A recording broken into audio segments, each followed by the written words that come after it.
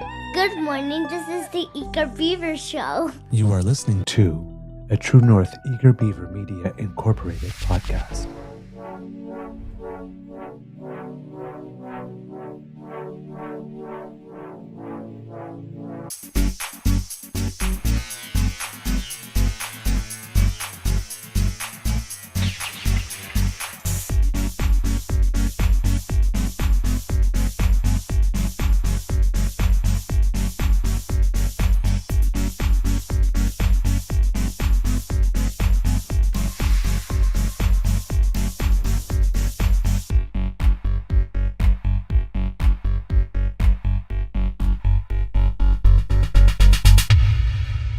The True North Eager Beaver podcasts are proudly brought to you by our founding sponsors, the Miss V Mysteries from Corvid Moon Publishing, your source for science fiction, fantasy, and cozy mysteries featuring a broad diversity of characters. PsychicTarot.ca, book your tarot reading and unlock your spiritual journey. And the Pepper Master, hot pepper sauces made from farm fresh ingredients to thrill your taste buds and expand your mind.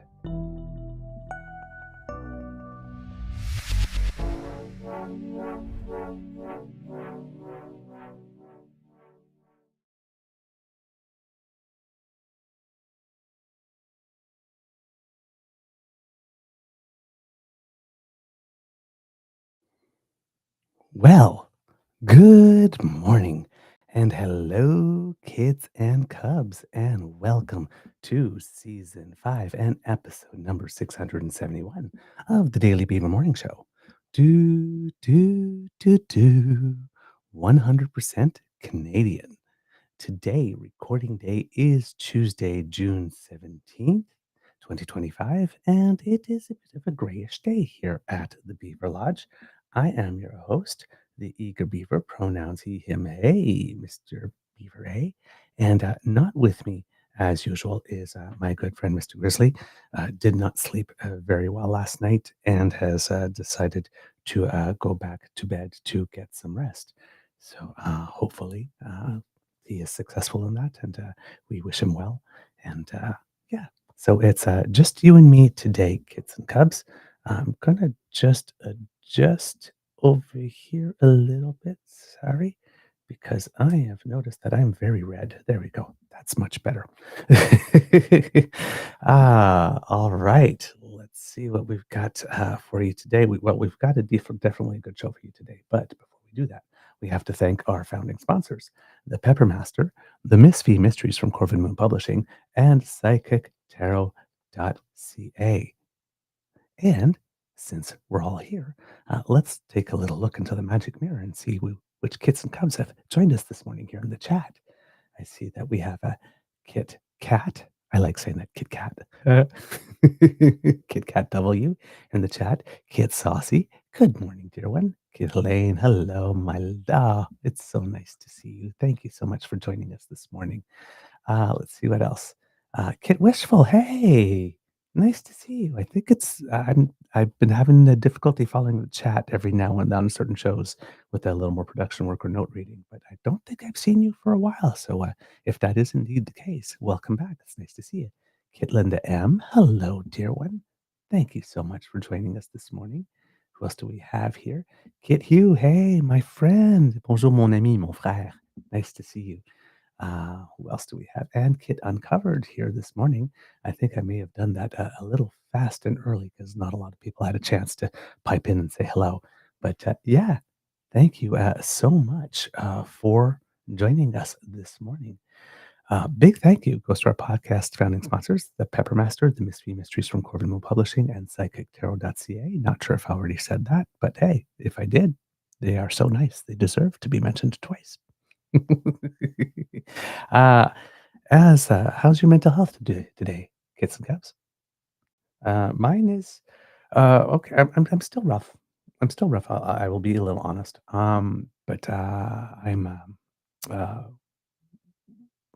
willing myself to be chipper, I guess I would say. Uh, but yes, I'm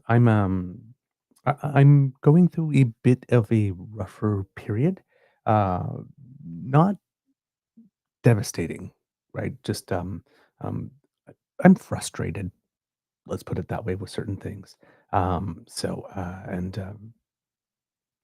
we're we're working on projects around here, and and yeah, as you know, we're in renovations and stuff, and things aren't necessarily going as smoothly, and so uh, in that and in many other areas, I'm just a little bit frustrated. I feel like I'm sometimes telling people specifically what I want and what I need or what I'm looking for, and nobody's actually really hearing me, and it gets really frustrating having to ask for things several times before somebody notices. So it's yeah, I'm just a little frustrated in certain things. However, when it comes to spending time with you, of course, no frustration at all because it's a joy and a pleasure. Also, a privilege. So, I am very happy to be here and to be spending time with you. We have, yes, exactly, Kit Saucy. Renovations never go smoothly. There is always something.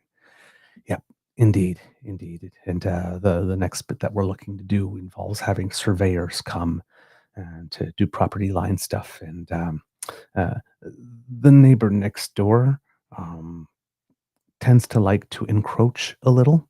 So we're also looking at the prospect of when it comes time to do the renovation itself, for which we need the property line to be able to make sure that what we're going to do is far enough from the property line to meet bylaws. It's going to result in them having to make some changes on their side, and it is not going to be particularly well received because our neighbors on that side do not like us for some reason. We don't know what we did. They just do not like us. We got along really great with them, and then one day, uh, we stumbled upon some social media that was theirs, where they were talking to some of their friends about us that they do not know that we've seen, and referred to us as the perverts. So clearly, something happened at some point, and I don't know what it is. But they have beef with us, and we have absolutely no beef with them.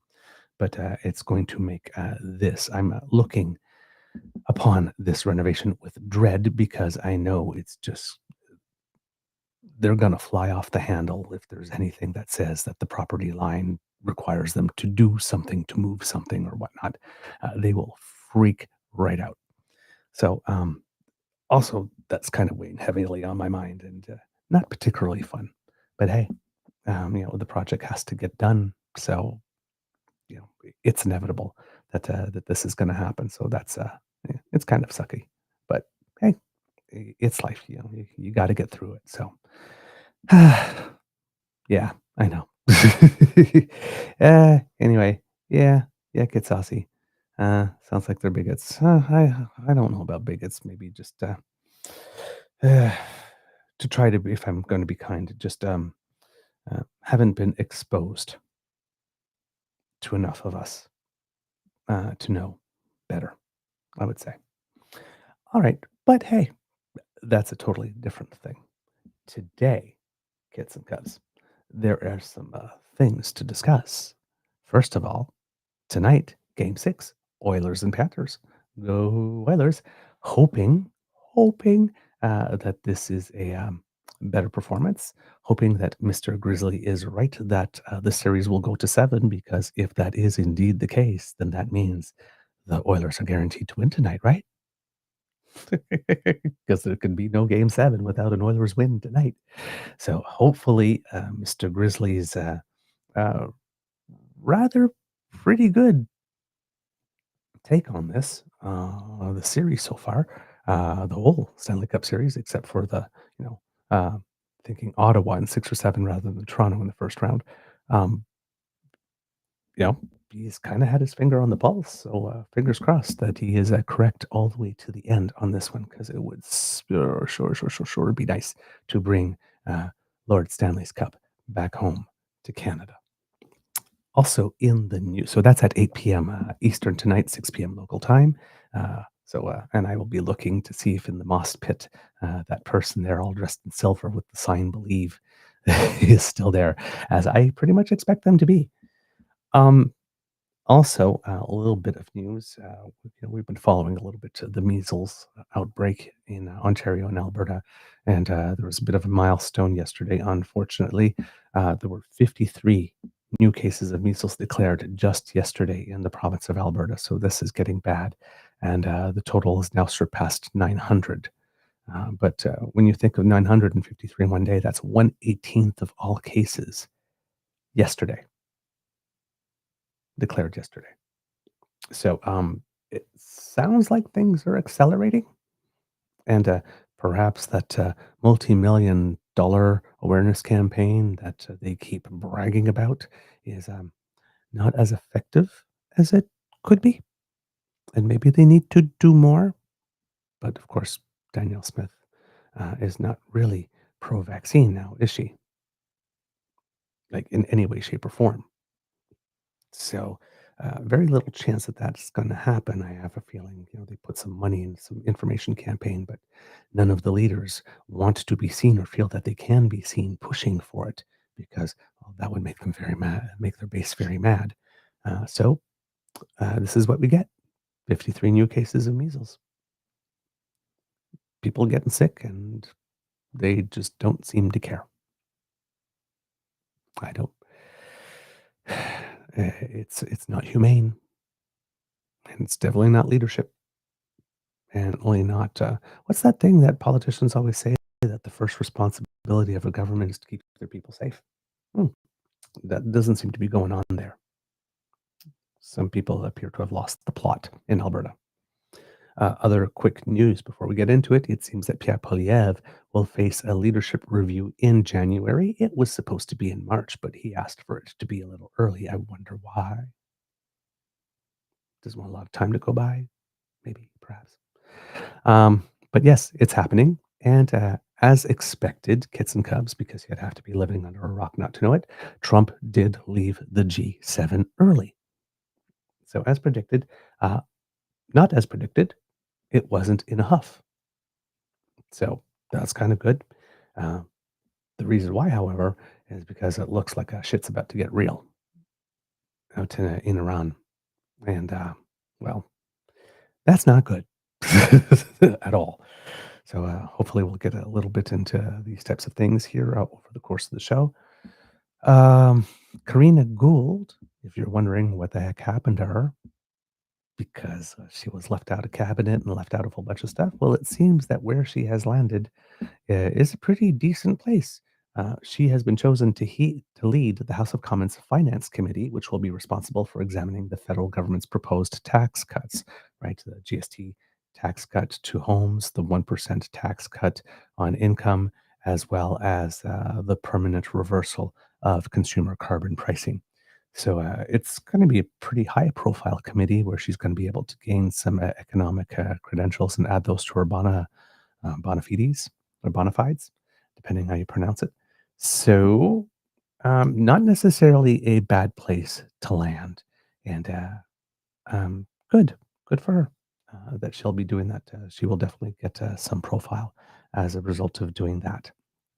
And of course, the House of Commons Finance Committee will then be back in action, I'm sure, when the House returns in the fall with the budget and all of that kind of stuff, which will again give her a chance for a decent amount of profile. So, yeah, uh, she it's not a cabinet position, of course, and all that kind of stuff, but she wasn't just left out. And this is one of the first, uh, you know, they formed the committee itself, a standing committee that determines the membership in all the other committees, and this seems to be the first of the other committees, or at least the major ones, that has been formed with membership declared, and the membership of the committee voted Karina Gould to be the chair there. So, yeah, good stuff for her, and hopefully she'll be able to make the most of it.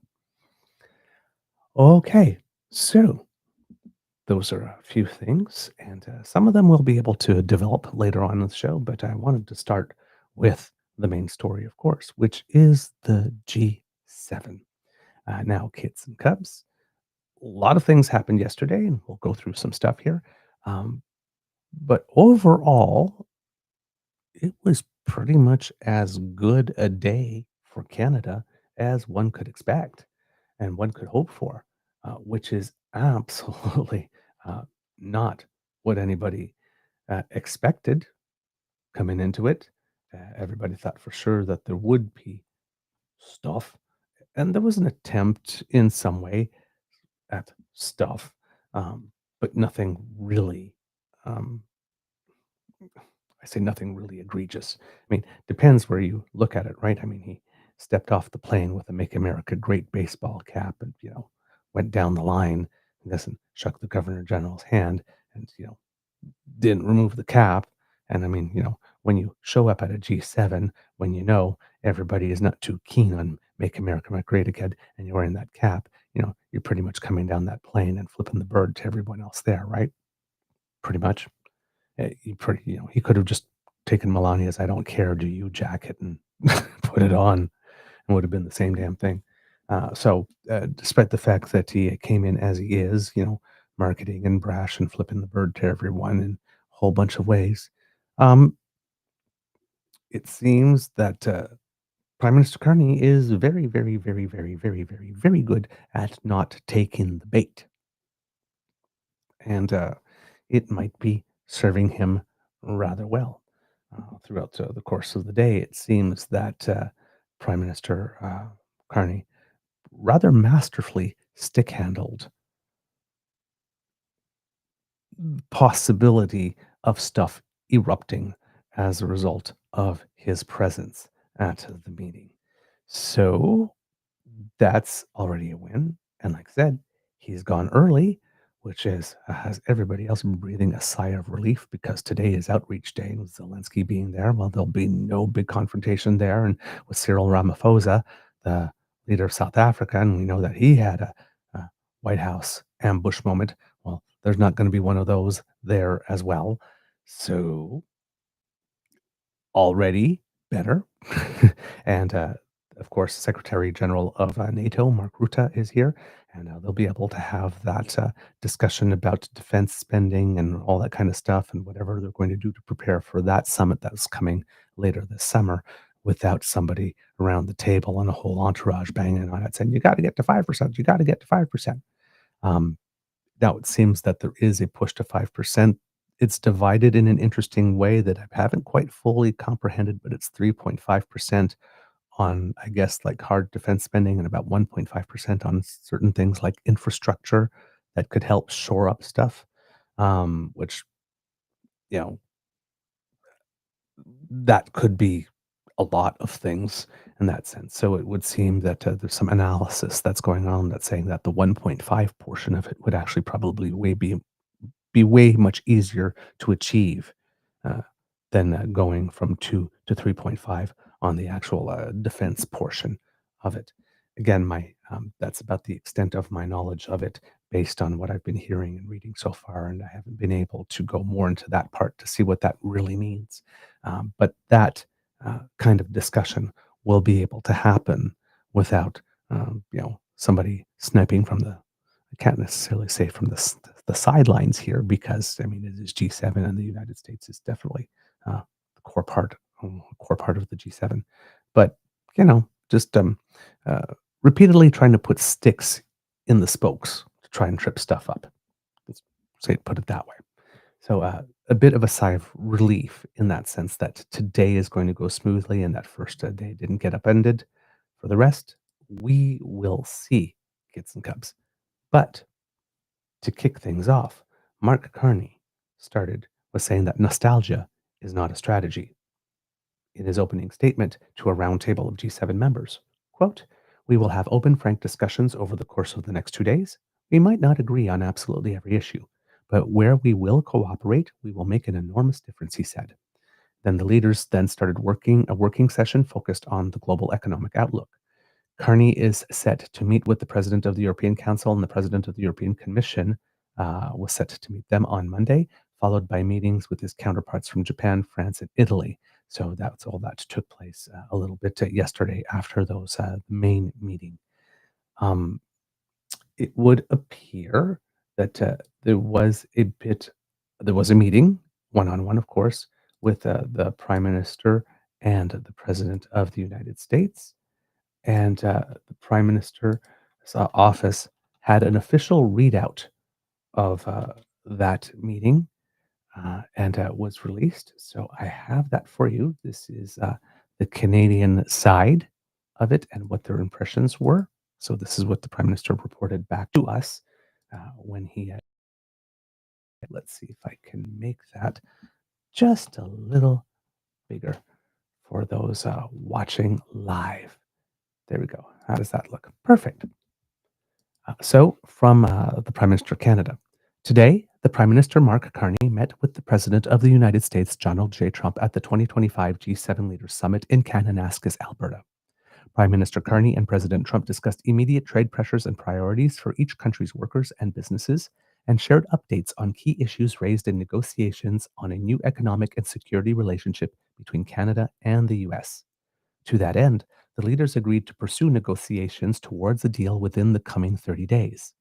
The Prime Minister and the President also underscored collaboration on further shared priorities at the summit, such as critical minerals, gun and drug smuggling, illegal drugs, and border security. The leaders also discussed possible areas of cooperation on defense. That's probably the Golden Dome thing. The leaders agreed to remain in regular contact at the G7 Leaders Summit and in the weeks ahead, including as NATO leaders convene next week.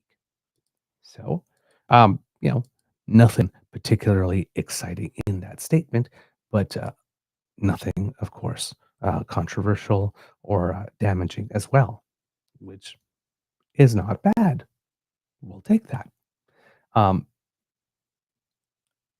on its side, the White House was asked to confirm its understanding of what the leaders agreed to, but it chose not to respond. Of course, that's probably strategic again. They don't want to give anything. But it also might be because the White House has got their hands full with a couple of other things at the moment. So, and not particularly the highest priority. Following their one-on-one meeting, Trump and Carney sat down with a wider group that included Intergovernmental Affairs Minister Dominic LeBlanc, U.S. Treasury Secretary Scott Bessent, and U.S. Trade Representative Jameson Greer. Carney also met one-on-one with other G7 leaders, including French President Emmanuel Macron, Italian Prime Minister Giorgia Meloni, Japanese Prime Minister Ishiba Shiguru, and European Commission President Ursula von der Leyen. LeBlanc and Kristen Hillman, who's Canada's ambassador to the United States, told a news conference that talks with their American counterparts accelerated in recent weeks. So the key word that's been buzzing around here is accelerated. LeBlanc said both countries have agreed to keep details of those discussions private and to reconvene before the end of the week, which is kind of interesting because if things are not particularly advancing or if there isn't things that are materially meeting with progress, there's usually no reason to schedule another meeting this close to the last time people met. So when the ambassador says things are accelerating, that probably that in conjunction with the fact that there is another meeting and it is announced to discuss these things that are allegedly accelerating would give the sense or add extra credence or weight to the fact that this is indeed true, that something is happening.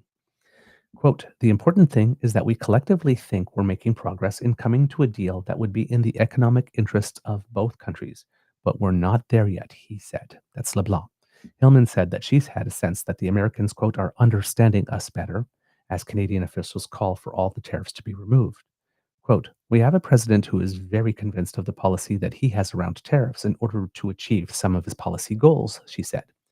We are very convinced that applying that policy to Canada is actually detrimental to his overall goals, and we're trying to get there with him and his officials. So basically, it seems to me that when I read that, what I hear is that in these meetings, Donald is going, well, I want tariffs, I want tariffs, I want tariffs. And Canadians are going, Donald, Donald, Donald, why do you want the tariffs? Well, I want this for America. Okay, if you want that for America, that's not how you go about it. This is how you go about it. And we can help. So, if, again, as I had maybe suspected a while ago, that the fact that we have a global banker who really knows his stuff and Trump is kind of screwing up the economy. Maybe the global banker giving Trump a couple of ideas about how he could better reach some of his financial goals for restructuring the US economy while sliding in some stuff that makes it such that he doesn't upend the entire world and particularly us, and getting Trump to say, yeah, maybe you have an idea there. Maybe. And this team around them, maybe a couple of people in the business community, and they say, you know what, that actually is maybe a better idea. Because, and and Mark Carney going, hey, you know what? You can say it was your idea. I'll be good with that. Think of what a genius he will look like. Maybe even a stable genius. Sorry. I couldn't resist. So maybe that is the tone and the tenor of the discussions that they're trying to show him that maybe there's an even better, more tremendous way that will have more huge results for the president, and offering, say, hey, you can take credit for this. Think of how brilliant you'll look in the world's eyes if you manage to do this while doing that and without doing this. So, a little pumping of the tires, that type of stuff. That could be what's going on. Hillman and LeBlanc didn't answer repeated questions about whether Trump again raised the idea of making Canada a U.S. state. And that's probably wise because nothing good can come of that, particularly if things seem to be going well between Canada and the United States. Why would you answer that question?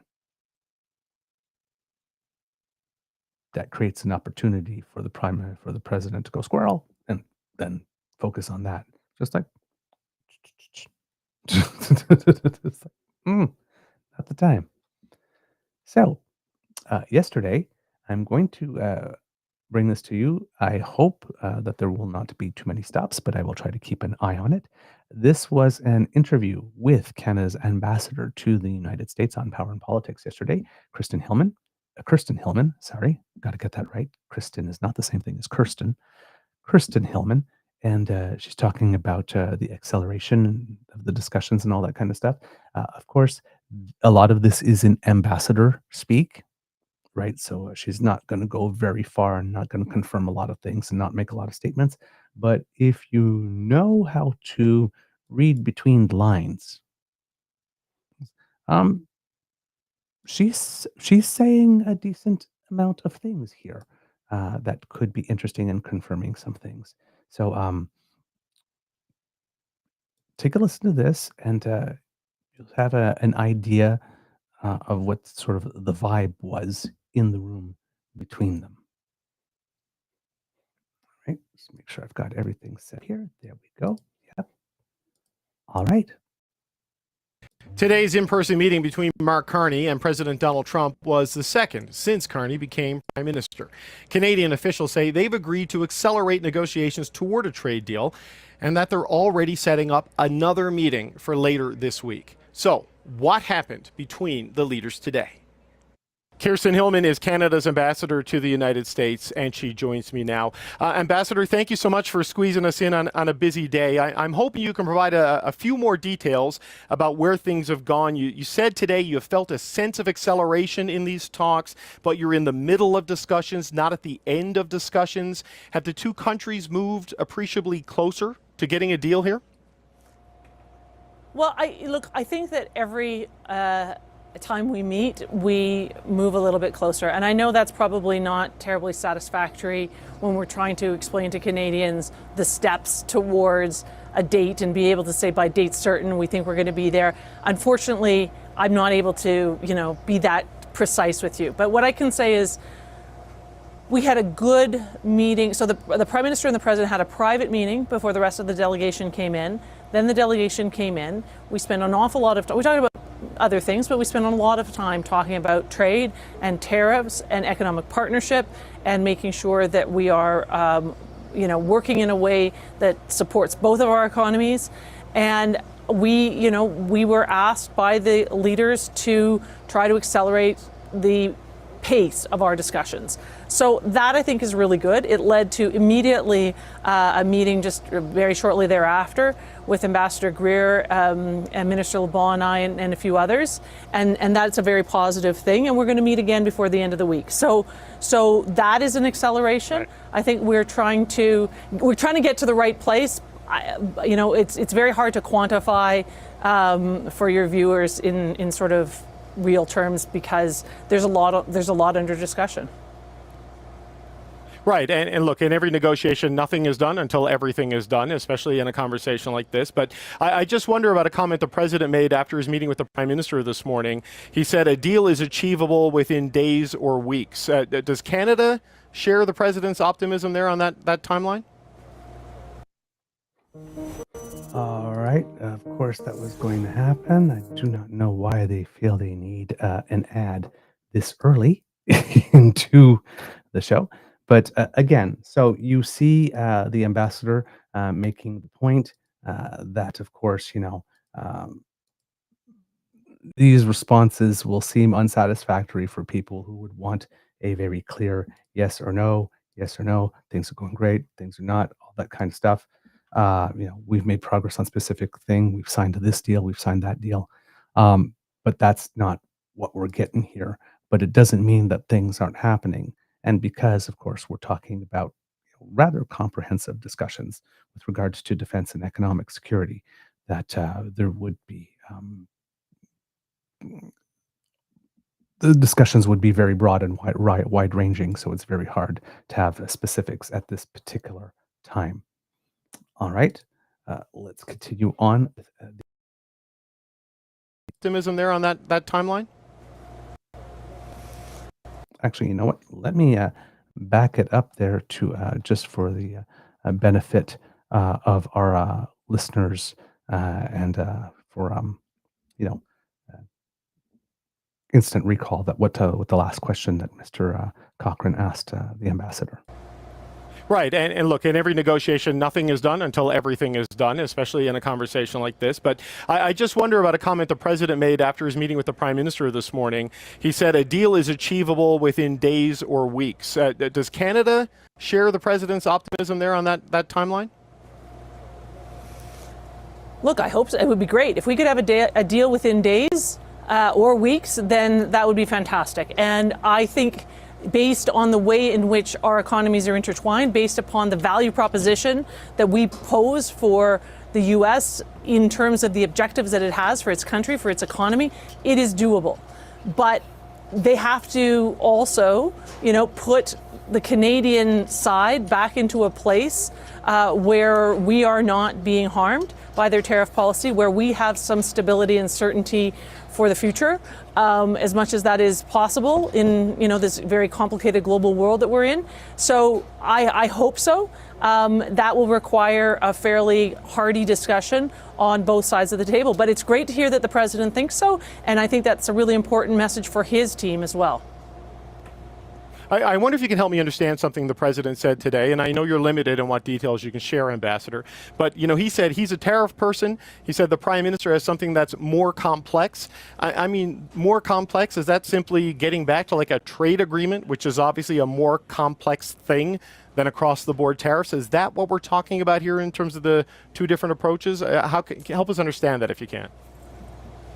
Yeah, and there is really only a certain level of detail I can get into. I think the best way to maybe explain as much as I can is that the president feels that tariffs are the best tool for a variety of economic objectives that he has, for creating barriers into the United States to encourage domestic production, for raising revenues for some of the economic policies, including tax cuts and other things that he is seeking to achieve for his own economy, and to sort of leverage policy changes in other countries. And so he likes tariffs. He feels that they are very effective. He's always been a strong tariff proponent. He was when he was first in office, when we were renegotiating the NAFTA, and he continues to have that perspective. Canada is a country that, understands the values of tariffs, but we are also at our core a free trading nation. We believe that the Canadian economy is stronger, more robust, more resilient when we have, broad partnerships, secure supply chains, and in strategic areas, self-sufficiency and self-assurance, but also that working with partners makes us more competitive. So and in broad strokes, I think that's sort of the philosophical difference. But I think our task is to find a path to achieve the ultimate goals of both of our countries, despite maybe these differences in preferences with respect to policy tools. And we'll see if we can do it. Okay. I believe that, there's work to be done that we can get done. I ordered 200 hand-forged knives to my dorm room and built a overloading the thing with ads today. So again, in this section here, you hear the ambassador talking specifically. Some key words mentioned here. There's stability and predictability, right? Because they're trying to get to that type of place where we can know what the hell is going on. Now, there's a lot of people that are thinking that 10% is essentially the new zero, and that's probably where we're going to end up. But that wasn't the Canadian position coming in. Right, the Canadian position really is that all of these tariffs need to be gone. Whether that happens, whether or not we get to all of the tariffs, or whether or not we get to a point where we're just going to have to accept 10% because they will not budge, whatever it is, it still has to make progress. At the moment, Canada is still the country that has the best access, despite all the brouhaha going on, to the U.S. market. But, if 10 is going to be the new zero, I've heard discussions that would suggest that would still be enough to, over time, decimate the auto industry, but it could be an amount that would give enough time, if we're nimble enough, to change certain manufacturing to focus more on defense and particularly infrastructure and stuff over here, so that at least the jobs were not completely lost if we have to switch out. Of course, there's also talk, and this is probably further down the line, but when we had Flavio Volpe here and Mr. Grizzly and he were talking about the Aero Auto project, that vehicle, as we had mentioned, has been shown at a couple of auto shows, and there seems to be some chatter behind the scenes about, what if Canadians got back into producing Canadian cars, and that could be one, so there could be a market for it. But that wouldn't be like a 1 or 2 year thing, right? That might be a several year still thing. But that type of chatter is going on. So if retooling to serve other purposes, if indeed Trump is insistent on killing the auto industry in Canada. Listen, these are not enviable positions that we are in any way, shape, or form. But if we can't get to zero all the way across the board, and if it's basically 10, if 10 is the new zero, as people are saying, it could give us some breathing room for the rather quick adaptation that we are going to have to do in this case. All right. Let's see what else the ambassador had to say. Maybe these differences in preferences with respect to policy tools. And we'll see if we can do it. Okay. I believe that, there's work to be done that we can get done. Right. Well, and look, you, the Prime Minister, Minister LeBlanc, have all made it very clear. The goal is a reset tariffs back to where they were before all of this, to get the tariffs off the table. But the president said he still believes in them, that he's a tariff person. So is there a world where Canada and the U.S. can get a deal that gets rid of the tariffs on us, and President Trump can still have his tariffs with other countries? I mean, is that the landing point here as you maybe see it? Look, our goal is to get the tariffs off for Canada. We will be pushing to get the tariffs off for Canada. We are going to try and find a path with the U.S. so that we can get to that place. I am not, I don't think that we're interested in really talking about another perspective. We understand that the tariffs are a policy that the president finds useful and that he may well find effective with other countries. We are working very, very hard to make the case that using those tariffs with us is not going to be as productive for the goals that he has than some other choices and avenues that we might be able to pursue. And look, Ambassador, maybe this treads into the you can't discuss what was said in the room, but do you think based on today and the acceleration that you're feeling and the being told to accelerate talks, as Minister LeBlanc described it, do you think you're on a path where you can get there? That there can be a world where a president who likes tariffs agrees not to put tariffs on Canada? I sure hope so. I sure hope so. I think we have all the arguments and all the data and all of the support, both in Canada and the U.S., that should help us get there. Whether we will get there or not, that remains to be seen. But I believe that we have an excellent case to make, and I'm looking to all Canadians, private sector, government at all levels across the country, to help us continue making that case. And are you getting that sense of compromise and willingness from across the table? I mean, are you getting a sense that the Americans are willing to move on that as these talks go on? I'll get back to you on that one. Okay. All right. Look, Ambassador, I know time is tight, but you're going to be meeting with Jameson Greer, the USTR, and others later this week, the U.S. Trade Representative. Are those talks going to be in Washington? I mean, what do you have? What clarity do you have at this point on what the next steps? We're still working that out. We're working that out. We're going to meet later this week again. We had a good meeting again today. We may have some, more exchanges and conversations before we meet. So the exact form of that is not yet decided. We're kind of trying to work that out. Okay, Ambassador Kristen Hillman, I know you got to run. Thank you for making time for us on a busy day like today. All right, kids and cubs. That there was the interview with the ambassador. And of course, you can hear a couple of things. There's a couple of moments there where the first part in there stating that she had very, very good confidence that we did have a good case and all the data points and all that.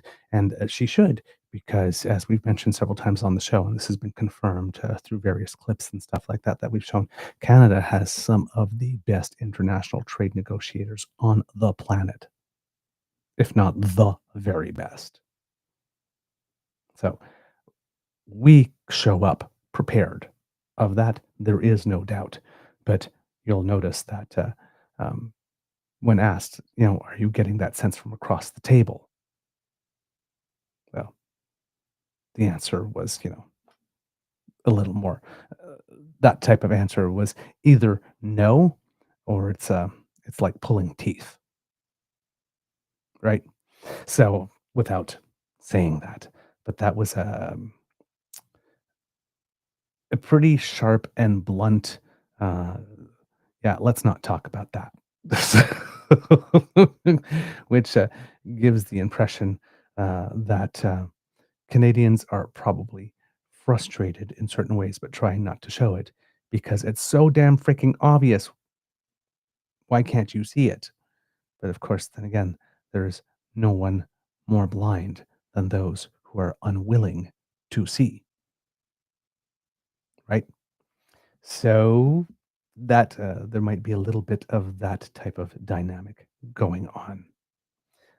Before we continue with that, I do see that a couple of other kits have dropped in since I did my magic mirror a little early. So let's also say good morning to Kit Jillian, who's here, and Kit Frankie Swanky. Hello, my friend. Kit Breen's here. Kit Tom. Kit Christian. Bonjour, mon frère. Nice to see you here. Kit Mohan and family. Hello. Kit Uncover, of course, that we mentioned before. Kit Ryan. Hey, good morning to you. And let's see, who else do we have? We had one person here I see that on whom Saucy has already used the wrench. Kit Mel C, the original Beaver Lodge Spice Girl.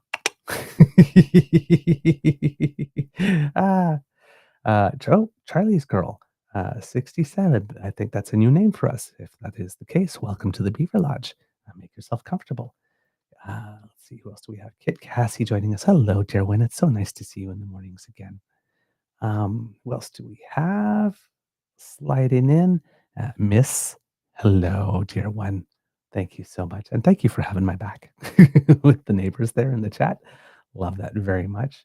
A rainbow party in the backyard would definitely be nice. Unfortunately, we wouldn't be able to use speakers because that's against the bylaw. Any amplified sound is a no-no here where we are. Kit Nona Carol, Double D. Hello, nice to see you. Thank you so much for joining us this morning. Kit PNC Bio is with us. Kit Gordon McKay is with us. I believe that's a new name or newish name for us. So thank you for joining the Dam Fam this morning for the conversation. Kit Hyper T 007, hello. Nice. Hello. Good morning to you. Lovely to see you with us. That's a Kit Hyper T 007 is a local who I've had the pleasure to meet. So, well, bump into, I should say, which is very nice. Kit G. Easton, that seems to be a new name for us. Welcome to the Beaver Lodge. And let's see, what else do we have? My God, you are really, really active today already in the chat, Kits and Cubs. This is wonderful. I'm very much looking forward to read all of this when I'm able to do that. All right. If there are any more of you and I've missed you, I am so sorry. But on with the show. This is it. All right. Yes. So that's what's sort of gone on in the room. Don't worry. I know that you're probably all wondering about that initial moment there with Trump and Carney, and I will get to it. I had originally put the ambassador's thoughts first before I knew that Mr. Grizzly was not going to be able to join us today. So to make sure that he would be able to do that, we wouldn't have had the stops and then get back to the moment between Mr. Carney and Mr. Trump, because that was on CPAC, and with that, we don't have to worry about the breaks. The meetings, of course, continue, and there was other stuff going on. European Union officials say that Canada is likely to sign a defense procurement agreement with the continent when Mark Carney goes to Brussels later this month. Carney is set to visit Brussels on June 23rd for the Canada-EU summit, where he will meet with the European Commission President Ursula von der Leyen and European Council President Antonio Costa. Both of them are here for the G7. Carney's office confirmed his attendance in a formal summary of his brief discussion Monday with Costa and von der Leyen. At the G7 summit in Alberta, both EU leaders said Canada's involvement in Europe's defense architecture is set to deepen. Von der Leyen said Canada will sign a security and defense partnership with the EU, which will allow it to join a European loan program for joint defense projects. So we're going to be getting some access to European capital at some favorable rates, which is very interesting for us. Quote, Canada is a key partner in our transatlantic alliance, and we are looking forward with great interest for the upcoming summit between the European Union and Canada that we will be hosting in 2 weeks in Brussels. That's Mr. Costa who said that. This is also a moment where we can strengthen Canada's role in Europe's rapidly evolving defense architecture, said von der Leyen. The $150 billion Euro program is called Security Action for Europe, or SAFE. It's part of the Rearm Europe initiative that Carney has said he wants Canada to join as he moves to shore up national defense. Von der Leyen said the SAFE program can be joined by Europe's very close allies, friends, and partners, and the deal this month will allow for negotiations on bringing Canada into the program. Carney's office said next week's visits to Brussels come as both sides are, quote, engaged to expand the Canada-EU free trade relationship, defend rules-based trade, and deepen cooperation on shared defense and security challenges. Canadian officials have sought to reduce their reliance on American gear, particularly since the President of the United States mused in March about selling allies, quote, toned down versions of fighter planes with fewer capabilities than U.S. aircraft. In March, the European Commission unveiled Rearm Europe, a plan that would earmark up to the equivalent of 1.25 trillion Canadian dollars for defense over 5 years. It's a loan program that allows member states to take on more debt to spend on defense without triggering EU restrictions on members with excessive deficits. Despite the President of the United States' departure from yesterday, the G7 summit will continue today. As per the official program, today's proceedings are slated to kick off with an official welcome of invited leaders, including Indian Prime Minister Narendra Modi, Ukrainian President Volodymyr Zelensky, and other non-G7 VIP guests, which will be followed by, quote, a working breakfast session on, quote, a strong and sovereign Ukraine, as well as a, quote, closing session to wind down the G7 summit itself. Later this afternoon, the remaining G7 leaders will meet with outreach leaders for a working lunch that will focus on energy security, after which Prime Minister Carney, in his capacity as chair, will hold a closing press conference. As yet, Prime Minister Carney's office has provided no additional details on his itinerary, but it will likely include more one-on-one meetings with individual leaders, including Modi. Now, as you know, sometimes when these events happen, certain premiers decide that they want to comment on certain things in order to get their names in the press because this event is not about them, right? It's meetings between nations and they are not invited. So Doug Ford decided to do that yesterday and was particularly unhelpful. Particularly unhelpful. From CTV, and this is Joshua Freeman, Doug Ford says U.S. governors agree Trump's comments on Canada were insulting. Ontario Premier Doug Ford says his U.S. counterparts are concerned about a drop in tourism from Canadians, telling him that President Donald Trump's comments about making Canada the 51st state were insulting to Canada. Quote, well, as we talk to the governors, a lot of governors are saying it's insulting. It's insulting to your closest friend and allies, Ford told CNN in an interview Monday morning. We love the U.S. I love the U.S. Yeah, especially him. He sees himself as a Republican and he wants an invitation to the Trump Thanksgiving family potluck. Canadians love Americans. There's one person that is causing this issue, and that's President Trump. Hopefully, I'll take another avenue and start mending fences because right now, as the governors told us here, they've seen a drastic decline in Canadian tourism. Now, as true as this may be, this is unhelpful, particularly at this time. Things are going well between the Prime Minister of Canada and the President of the United States. We do not need Doug Ford looking for the spotlight, bringing criticism from the United States, allegedly, back here to mention it at this particular moment when people are watching Canadian news, particularly. What good can come of that than create again a moment or a possibility for someone to say, hey, you are using our own people against us. Boom, let's punch down on you more. Sometimes you gotta learn when to be quiet. Doug Ford, you talk too damn much. You're not helping.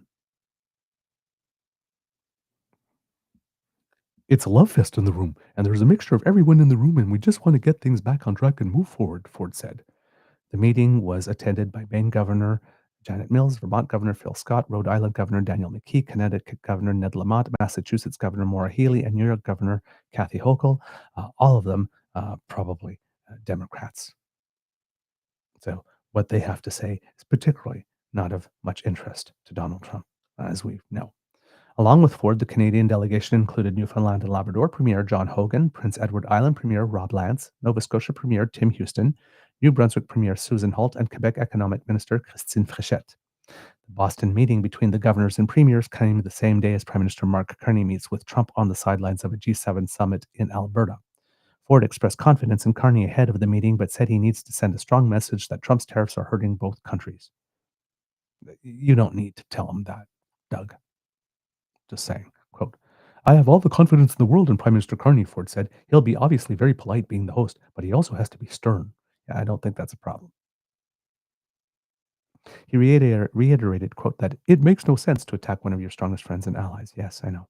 We have to send the message to the rest of the world. They're certainly here now in these two countries and come and invest in the US and Canada. I like how Ford says that. We have to send the message that it doesn't make sense. Like that's not what we have. That's not like we have. It's not like what we've been doing the entire time. He's just talking to make noise. Then, of course, it's on a bit of a side note, but we'll talk about it because it's very important. When it comes to his response to the trade war, namely the controversial special economic zones for resource extraction in Bill 5, Ford was asked whether his plan strips away First Nations rights in favor of economic growth. Quote, there's a few First Nations that are making noise, but the vast majority you watch, though, they'll be full steam ahead, and we're going to work collaboratively with our First Nations communities, Ford said. They're not your First Nations communities, Doug. They do not belong to you.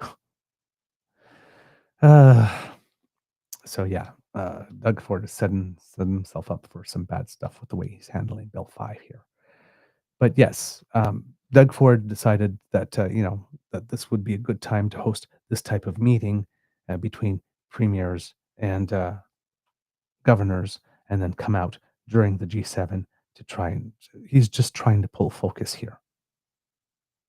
Doug Ford is not happy that the moment is not about him, so he's trying to create a manner to insert himself.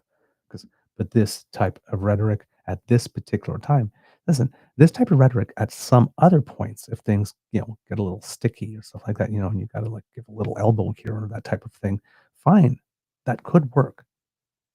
But when things are already going well and already going smoothly and going better than anyone could probably hope for, shut your mouth. Not every thought needs to be expressed, especially as soon as you have it. Sometimes you can have a thought and say, you know what, this needs to be expressed, but maybe there's a more strategic time to say it. So yeah, Doug Ford being a little bit unhelpful here. Let's keep going. Now, the moment that you've probably been waiting for.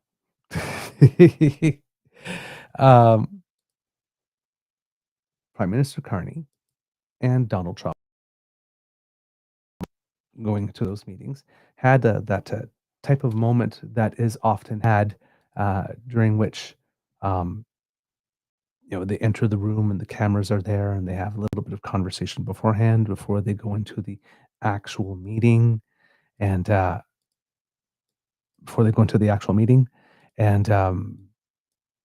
and there's some questions from the press and that kind of stuff.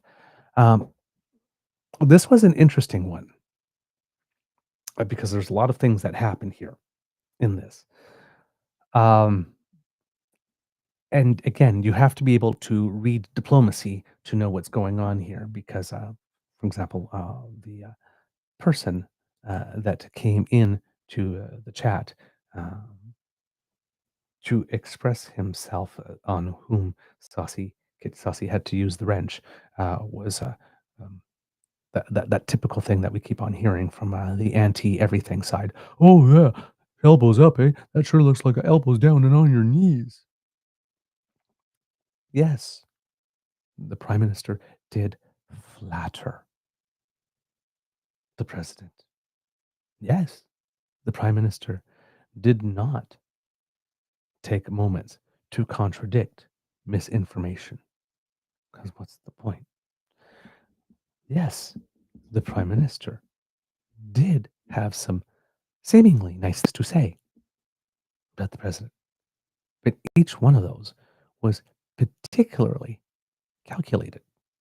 So let's take a look at this moment and I'll explain why all these people yelling, it's elbows down, just can't read a room and what's going on. Okay. This is going to be good. This is the moment that, of course, like a lot of people were watching yesterday morning and holding their breath, right? Because, as you know, like Felicia just got off the plane after a weekend that was particularly bruising for him and not good for his ego. So, yeah, we expected him to be in a fine, foul mood and right pissed. And he had a couple things to gripe about. He did.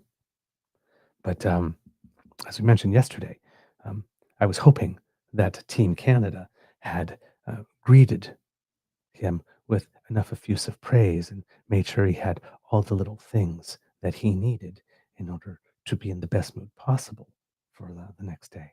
So let's see here how that moment went. Now we'll be stopping and starting here during this to give a sense of at some key moments. But this here is going to be interesting because there's actually a lot going on.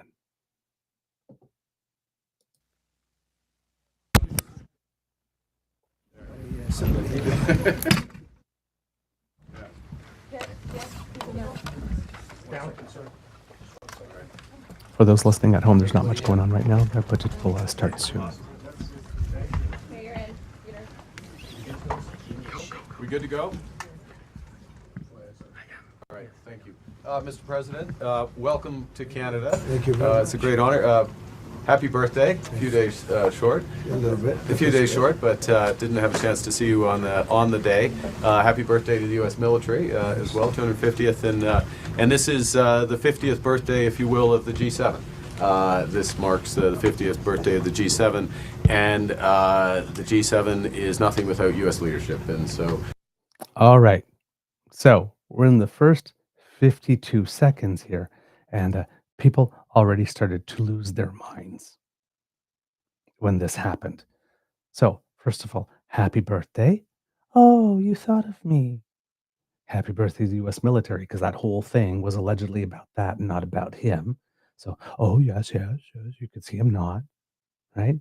And then the G7 is nothing without U.S. leadership, which had people losing their minds, because the whole point of this G7 and not having a communique is because we are devoid of U.S. leadership.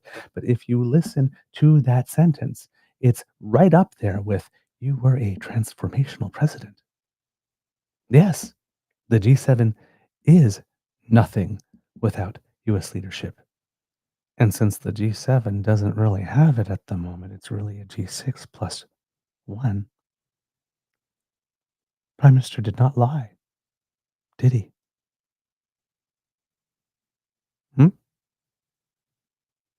Or you could also look at it as the G7 is nothing without U.S. leadership, and with the type of leadership the U.S. has been showing, it definitely has motivated the agenda and the activities of the rest of the G7.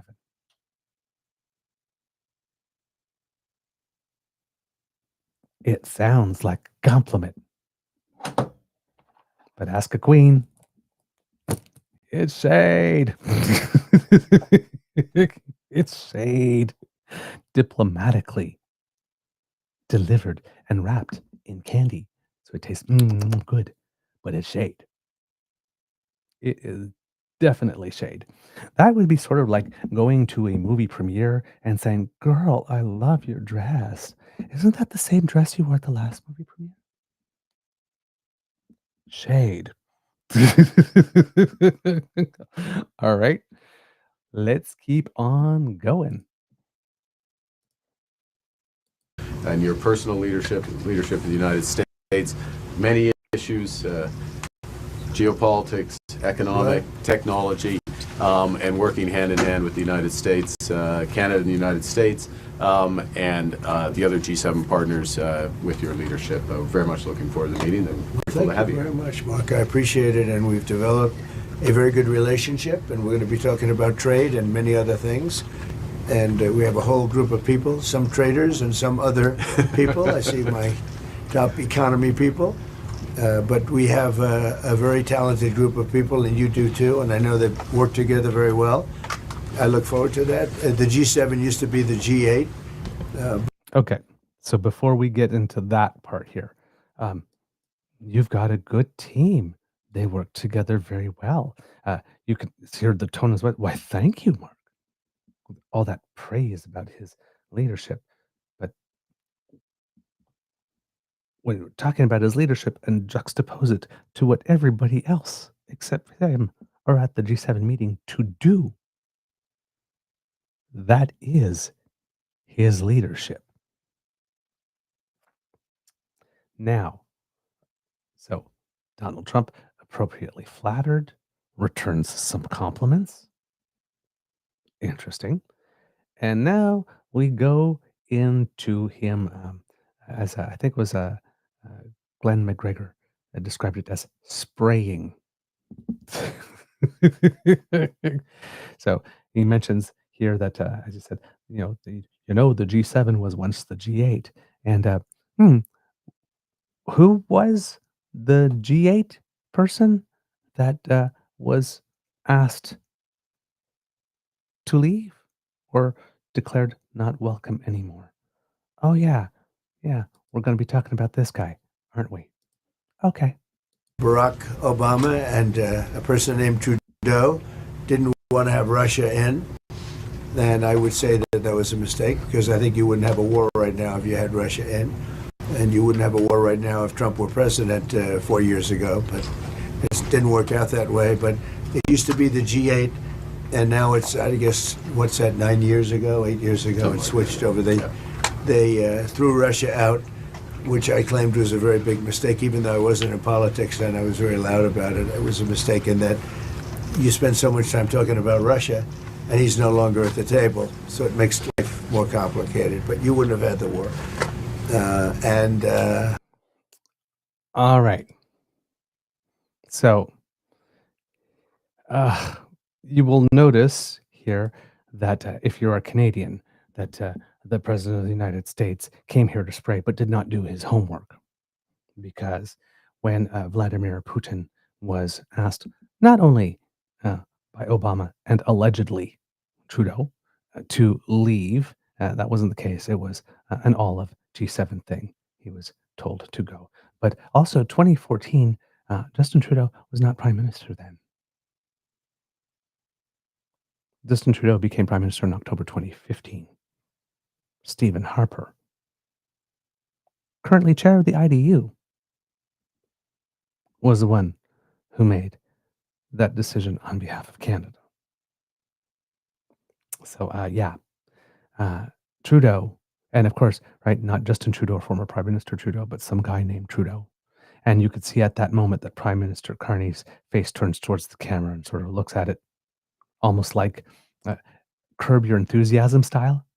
You know, that as soon as he said that, I imagine like this, Carney looking at the camera and then the camera zooming in on Carney as we hear the kind of music, as you hear Trump keep on droning in the background, and as it gets more silent as the music rises. But yeah, that was one of those, can you believe that? Sort of looking at the camera moments from like TV shows like that, Curb Your Enthusiasm or The Office or something. So yeah, you know that Prime Minister Carney has noticed, but he says, you know what? I'm just going to let that one slide across the plate because there's nothing to be gained by correcting the president on this particular point. But Trudeau is still living in his head rent free, and I have no idea why he's here to do Putin's propaganda again. That Putin should be in the invited back, and of course, making the case again that there would have been no war if he had been president at the time. But this is also the same guy who, during the last election campaign, promised that he would end the war in Ukraine in a day, or was it even like between the time that he was elected and was inaugurated that would be over? And well, here we still are.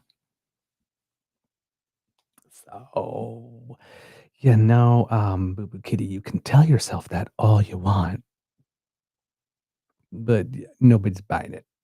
We all know that there would have been war if you were president because the whole reason why you left, which was after this, has to do with potentially you getting involved in some way in another war when you ran on being the big peacemaker who would get the United States out of wars.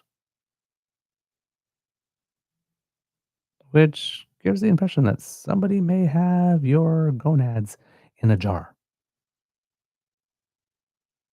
And you're not as tough, or actually leading in this, what's about to develop, as you claim you are, would like to present yourself to the world as being. So, yeah, that might be another reason why he's working so hard here to spray. But as we have come to learn, sometimes it's best just to let him talk because the sheer and utter stupidity of the things that he says, especially if he gets to say them without being interrupted, just lands. So right now, this is going very, very well for us. I'm sure he thinks that this is going well for him. It's not. It's not. So let's keep on going and see what happens next.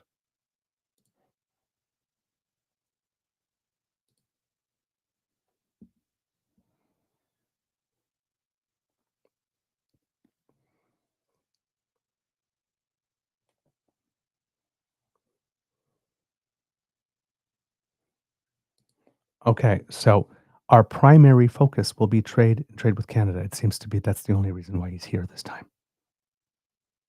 And he's expressing positivity at a potential outcome. Now, uh, there's a little scrum and the press gets involved. Now, of course, we're no longer in the United States where Carolyn Levitt can do what she does worst when press starts asking questions. So things are a little different here in Canada. And of course, our media doesn't get a lot of chances to ask questions directly of Donald Trump. It's just champing at the bit. So let's see what happens.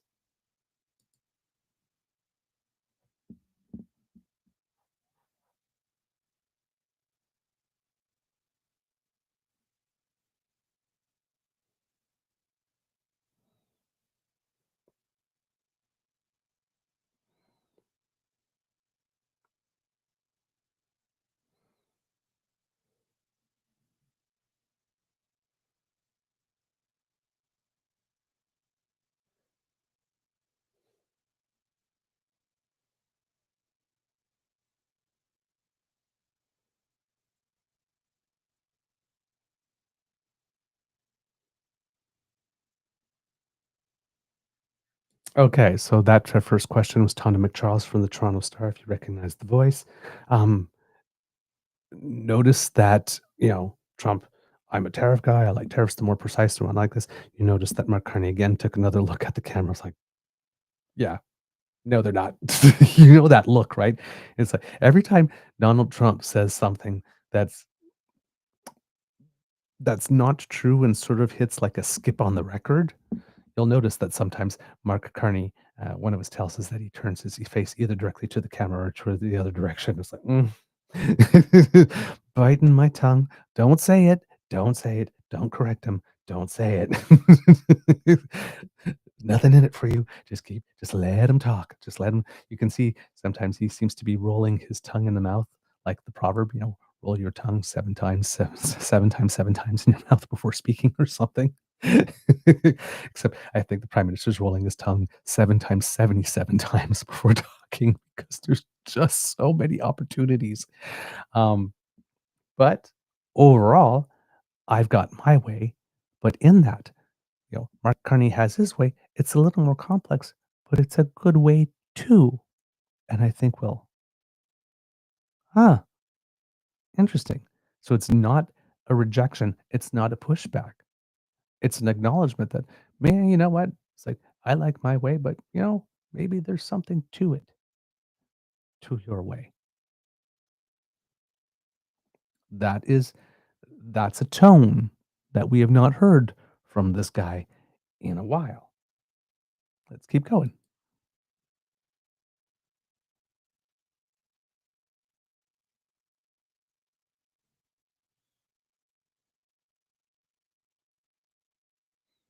Okay, so that was Katie Simpson.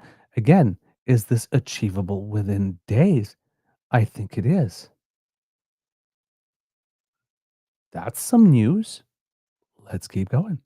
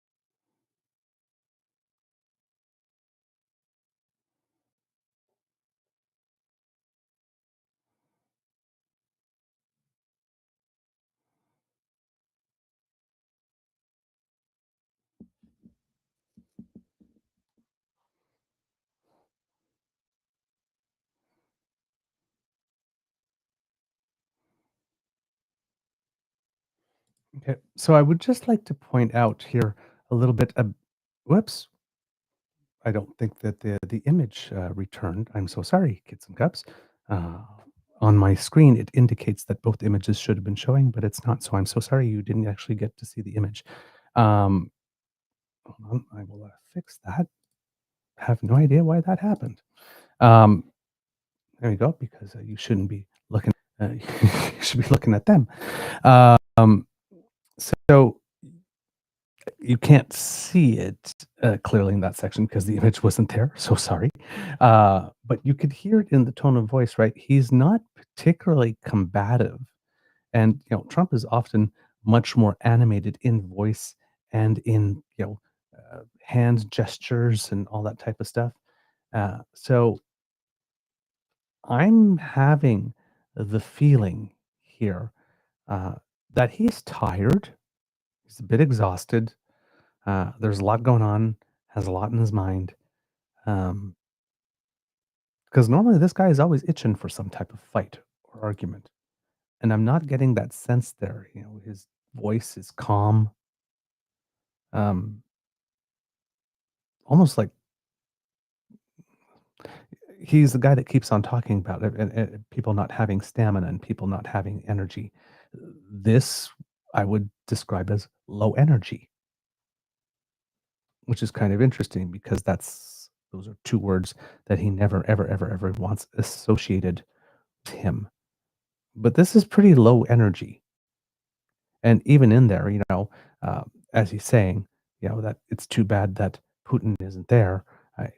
When asked, well, um, I think it maybe not. It would have been a good idea to have him at this time because too much water has gone over the bridge. So, interesting. Interesting. Again, just little tiny cues here throughout it that let you know that there's other stuff going on. Kid Hugh, if you're trying to call me, this is not a good idea. I'm doing the show. uh, I don't know why you're trying to call me. Okay. Interesting. Okay. Sorry. That threw me for a bit. Notice, not not a lot of energy, not a lot of vim, not a lot of commitment to the lines that he's saying. Asked us exactly about potential involvement in the war. I don't want to talk about that. That's probably a sign that he's being dragged into it, maybe even more than he would like.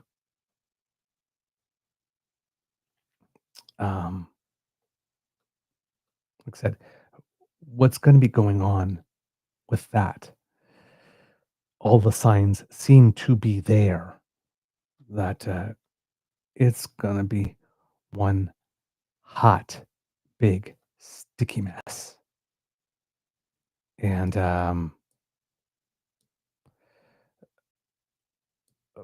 I shudder a little bit to think of how this is going to go down. But I'm not getting the feeling that this is going to be good. Oh, I know. He was probably calling me to let me know that the image was gone. Of course. Now it makes sense.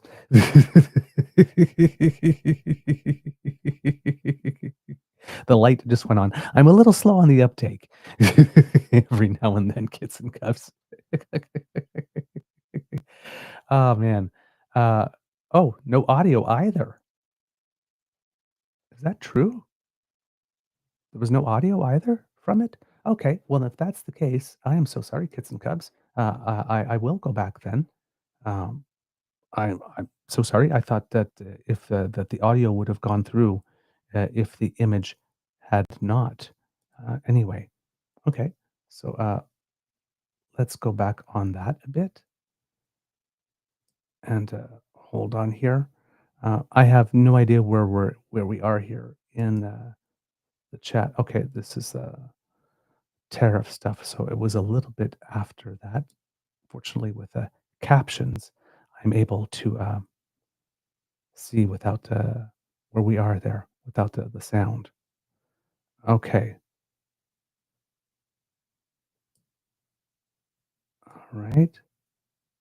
Let's try that. Over here, hold on. Sorry, be patient with me. There we go. This should be the spot at which the questions about Iran started. So sorry, kits and cubs. I'll have to look at the show and tell Mr. Grizzly to perform an edit there. Parties have to agree. Yeah, sure. Mr. President, on Israel and Iran, have you heard any signals or seen any messages from intermediaries that Iran wishes to de-escalate the conflict? Yeah.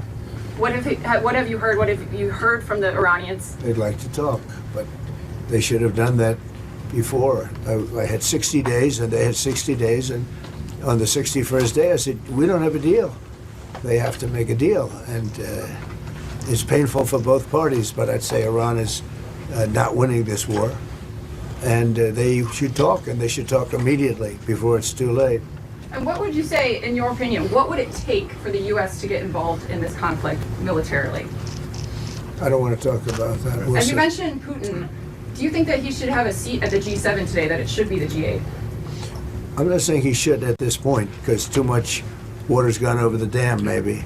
But it was a big mistake. Obama didn't want him, and the head of your country, the proud head of your country, didn't want him. This was a big mistake. You wouldn't have that war. You know, you have your enemy at the table. Even I don't even consider him. He wasn't really an enemy at that time. There was no concept. If I were president, this war would have never happened.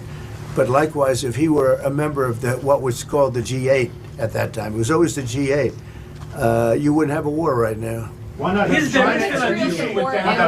intelligence support are you providing Israel? We've always supported Israel. We have for a long period of time, strongly. And Israel's doing very well right now. Why not have China at the G8? Why not have China here, the biggest economy in the world after the United States? Well, it's not a bad idea. I don't mind that. If somebody wants to suggest China coming in, I think we suggest. But you want to have people that you can talk to. You know, they don't talk to.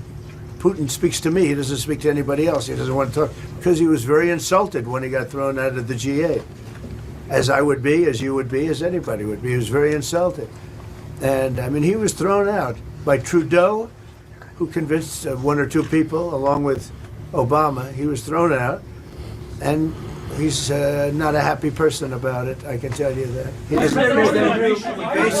basically doesn't even speak to the people that threw him out, and I agree with him. Go ahead. On immigration, why are you ordering ICE to target Democratic inner cities? What's behind that? I don't know what you're saying. You did a post last night where you said you want ICE to really target Democrats. Yeah, I want them to focus on the cities, because the cities are where you really have what's called sanctuary cities, and that's where the people are. I look at New York, I look at Chicago. I mean, you got a really bad governor in Chicago and a bad mayor, but the governor's probably the worst in the country, Pritzker. But I look at how that city has been overrun by criminals, and you know, New York and LA, look at LA. LA, those people weren't from LA, they weren't from California, most of those people, many of those people. And okay, I'm going to stop that there, because right now, if you're looking at Prime Minister Carney, right, you see the expression on his face has changed, right? Now he looks concerned, because he's knowing what's happening here is that all the journalists want to ask him about the raids and all that kind of stuff that's happening down there, rather than asking about the G20, or sorry, the G7. I should say, I keep on calling it the G20 because of all the guests. But instead of asking about the G7, instead of asking about Canada trade, the first two questions were about Canada trade, and I noticed here in the chat that those two questions didn't show, so I will show them later once we're done with this part, because there's more to talk about in terms of what's going on with the G7. So don't worry, kids, you won't miss out. I will show them again. But in this case here,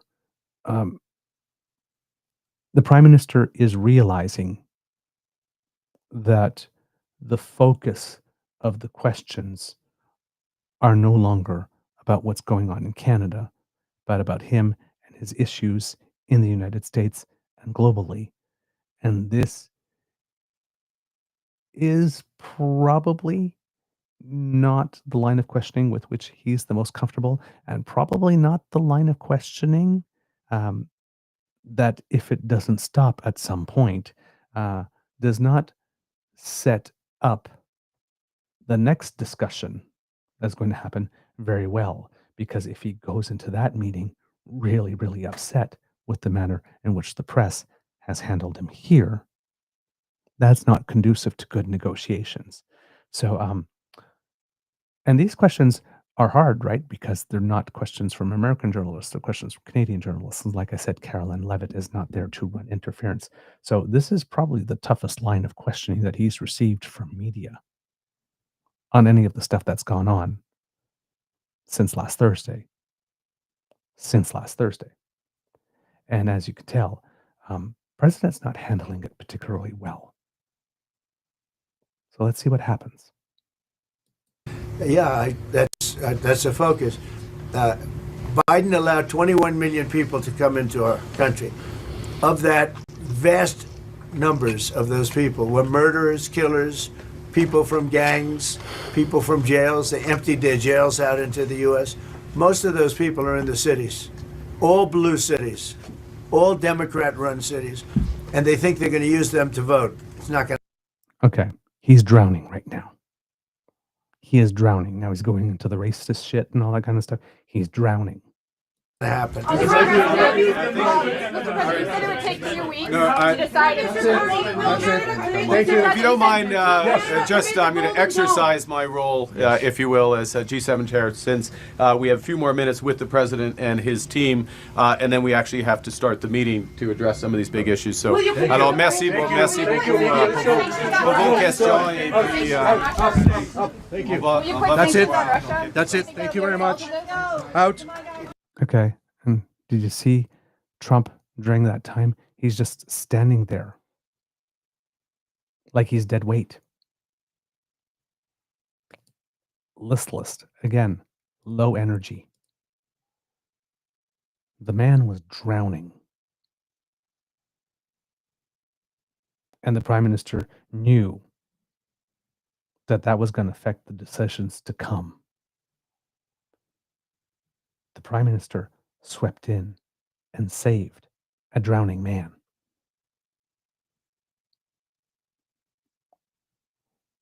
You can bet that the prime minister, at some point in these negotiations or in those talks, found a way to extract a price for that. So, when you have these people talking about it was elbows down and on your knees.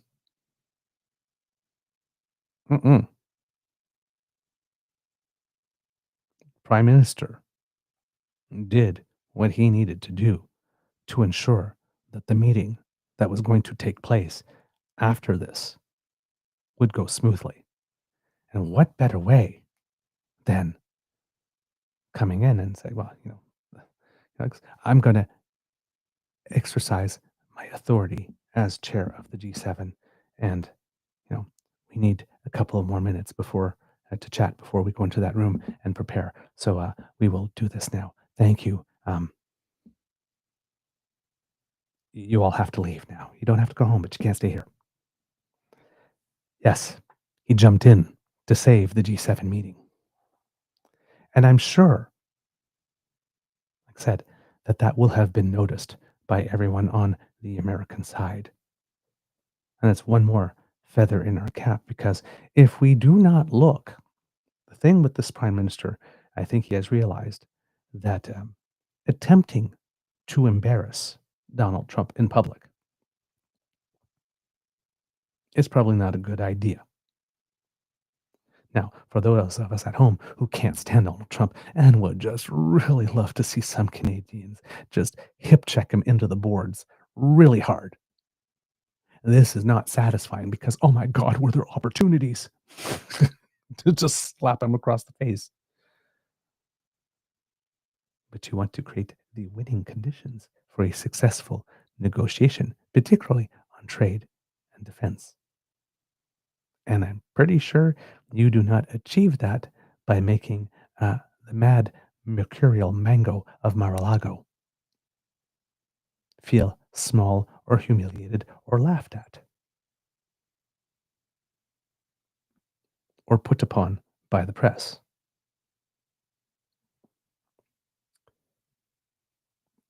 Prime Minister has an overhead view of what's going on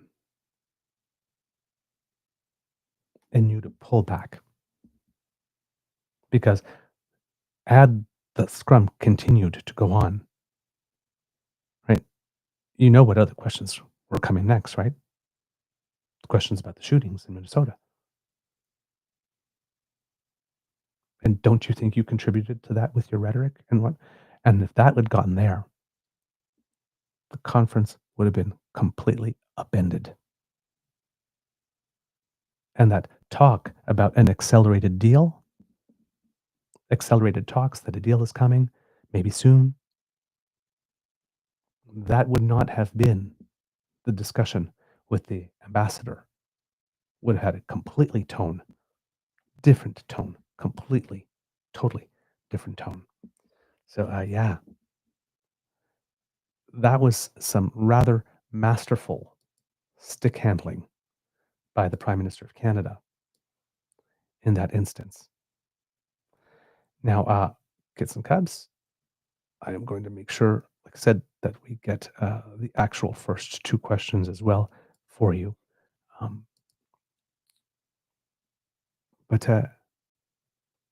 So we're talking here now that potentially over the next 30 days or so, there could be something concrete in terms of economic trade that might be able to be announced. So we didn't get an announcement this particular time that there was something, but we did get an announcement that, hey, we now have a timeline. It may be 30 days. That is something that is very, very useful. And that's a big development. All right, kids and cubs, I will bring you questions that were missed. And apologies, I saw some of the comments in the chat. And yes, of course, normally when I have Mr. Grizzly here, we're two, and one of us can do a little production while the other one talks. And of course, I'm on my own today.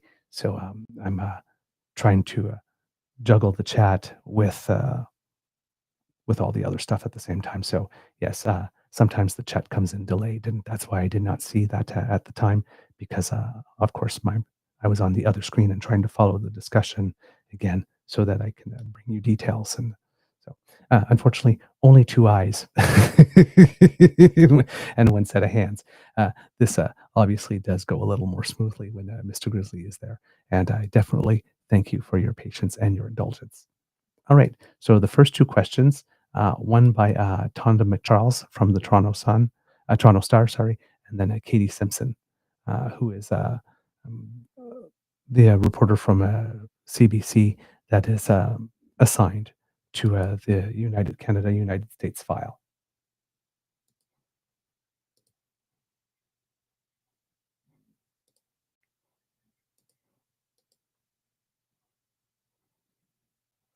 What is holding up a deal with Canada from your perspective? It's not so much holding up. I think we have different concepts. I have a tariff concept, and Mark has a different concept, which is something that some people like. But we're going to see if we can get to the bottom of it today. I'm a tariff person. I've always been a tariff. It's simple, it's easy, it's precise, and it just goes very quickly. And I think Mark has a more complex idea, but also very good. So we're going to look at both, and we're going to see what we're going to come out with something. Hopefully. Mr. President, do you think a deal is achievable within days, within weeks? Is there that kind of runway? Yeah, it's achievable. Both parties have to agree. Yeah, sure. Mr. President, have you heard any signals or seen any messages from? All right. So those were the first two questions there, kids. As you can see, the president making it very clear that, hey, things are going so well that something might be achievable within the next few days, next few days or weeks. Like I said, and then we heard later on that, it's like within 30 days, they think that they might have something. Um, so that's very, very positive. And then, of course, you will notice there again when he was talking about, tariffs, and that's my position. My position is tariffs. But Mark also has a position, and it's okay too, right? It's more complicated than mine, but there could be some good out of it. This is something that the United States has never actually said about us. Remember, like we're nasty negotiators, and we're terrible, and we're the worst. We're just the absolute worst. All of a sudden, it's like, well, there's my ideas, and I like it because it's clear and simple. His ideas are a little more complex, but they're not bad ideas. And as I mentioned, kind of feeds into my thought or my hypothesis that the prime minister might be indeed showing the president of the United States and so and the entire Team Canada negotiating team that there are ways maybe to achieve what his ultimate outcome would be in terms of whatever he wants to do for the United States without necessarily having to go out of his way to harm other people.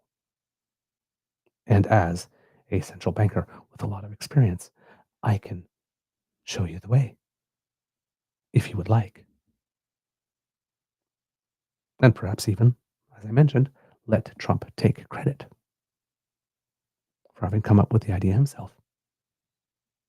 Because if you remember, as Mark Carney said at one point, I'm not here to be something, I'm here to do something.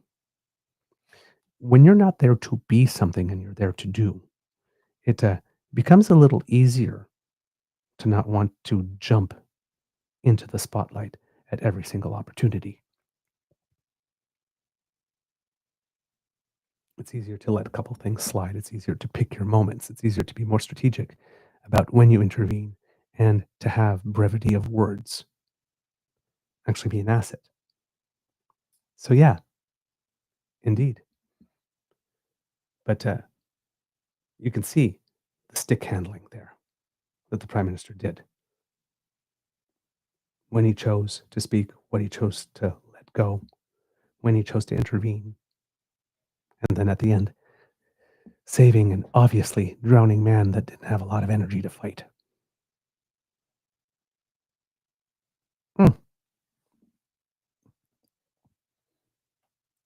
Well,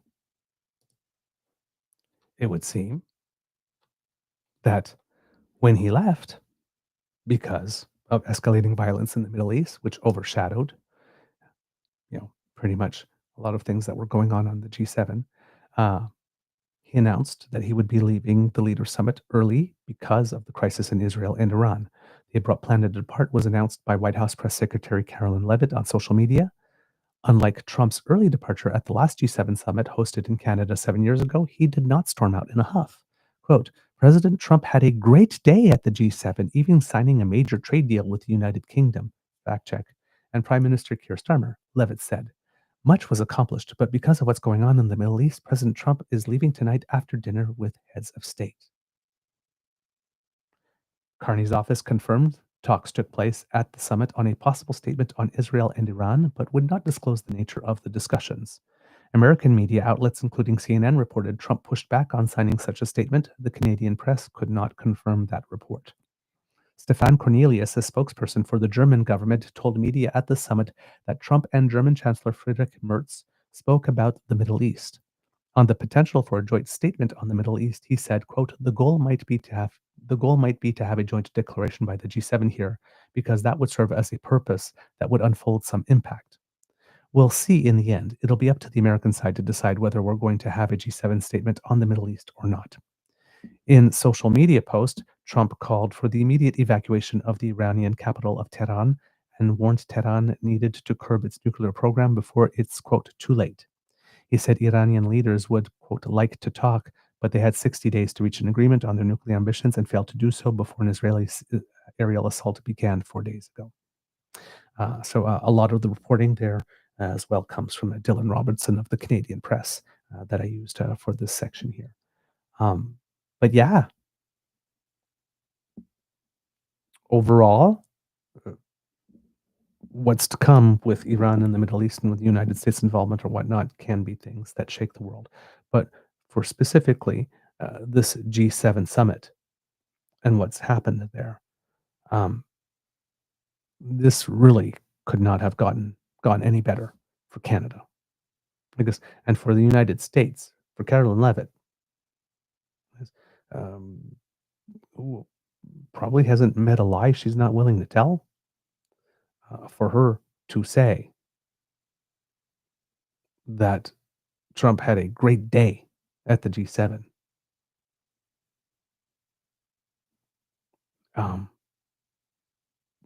we'll take that.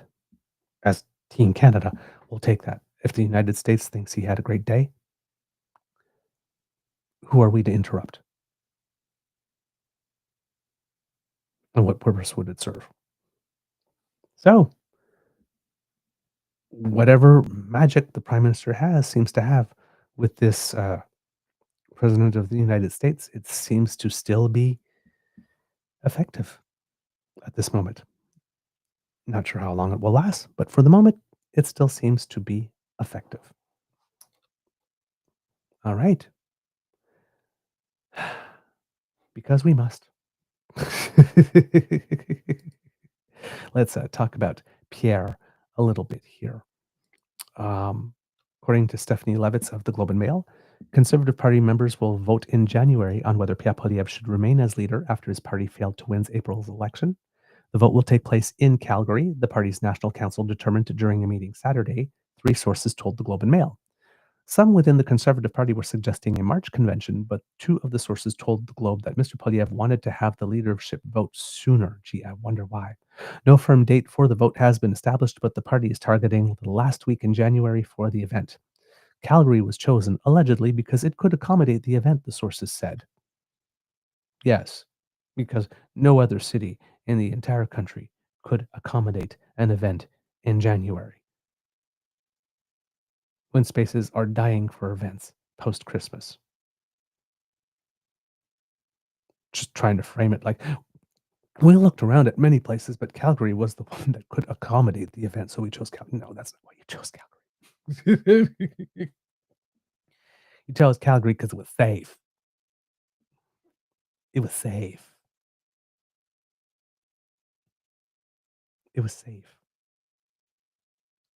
Just like he thinks Battle River Crowfoot is safe. Because Kirk won it with 82%, technically 81.8, but whatever.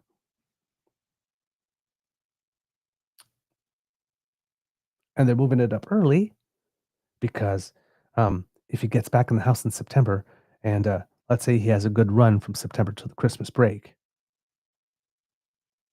and generates a couple of positive clippings and whatnot, and managed to pull up his sagging numbers, particularly his personal numbers, the party is also being affected.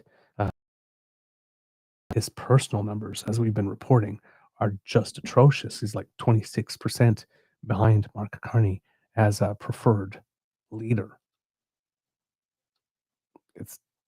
It's not good. And it's been starting to show in the polls as well. Now, the overall vote projection from 338 Canada, it doesn't show so much. It is starting to show a little, but it doesn't show so much. But at the election, it was 44-41, and it's still 44-41. But it's like in margin, there's a bit of an opening of a gap that is starting. If you're looking at the polls, if you're looking at the trend lines, now if you're looking at the actual federal polls themselves, a lot of them are all over the place, of course, but some of them are indicating some very interesting things. And I will soon after the election, the Liberals won by 2.5% popular vote. And then if you're looking all the way up until end of May, until about May 28th, all the polls are showing Liberals +2, +1, +3. Then we get to May 30th, and Nanos shows a Liberals +6. On June 1st, Ecos shows Liberals +12. Abacus shows Liberals +3, which doesn't seem like a lot, but it's 2 points more than their previous one. And Abacus was one of the last ones in the election to sort of show that there was a gap widening. Nanos has been out 2 more times on the 6th and the 13th and are showing Liberals +10 and Liberals +12. So Nanos itself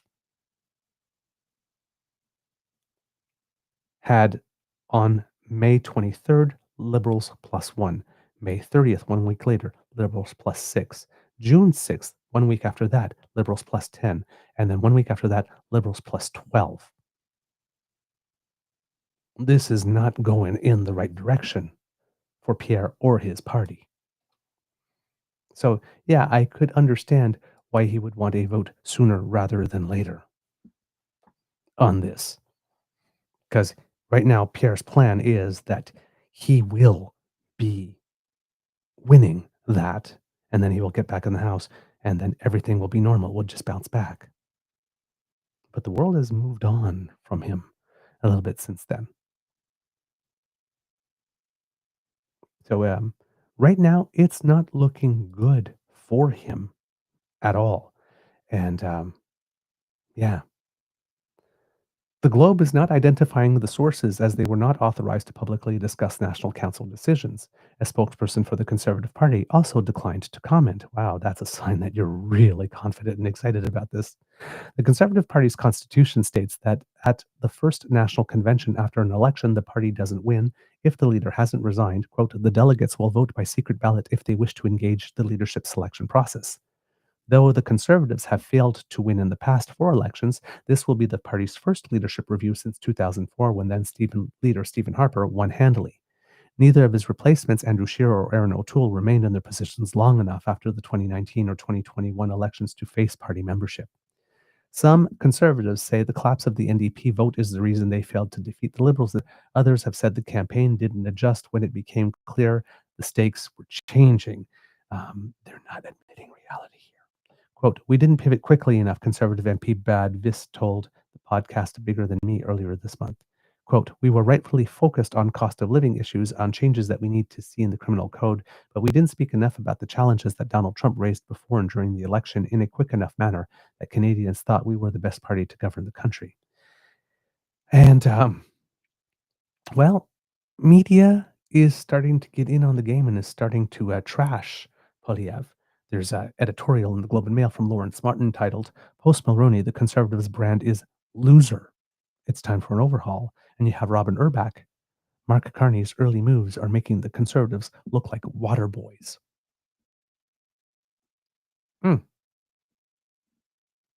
I'm sure those are not the narratives that the Conservatives want in that noted liberal rag, the Globe and Mail.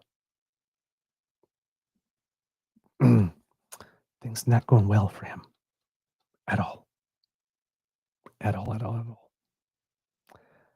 If you're looking at what's going on the political schedule today, Finance Minister François-Philippe Champagne will head to the Senate to field questions on his government's plan to lower the marginal tax rate on the lowest income bracket, temporarily offer a GST rebate to first-time homebuyers, and eliminate the consumer carbon tax from the federal pollution pricing laws, which are currently working their way through the House of Commons and are also expected to be approved before the summer recess. So this is obviously work that is, as we mentioned, the questioning by the Committee of the Whole of the Senate on the floor of the Senate, and all the senators will be asking questions.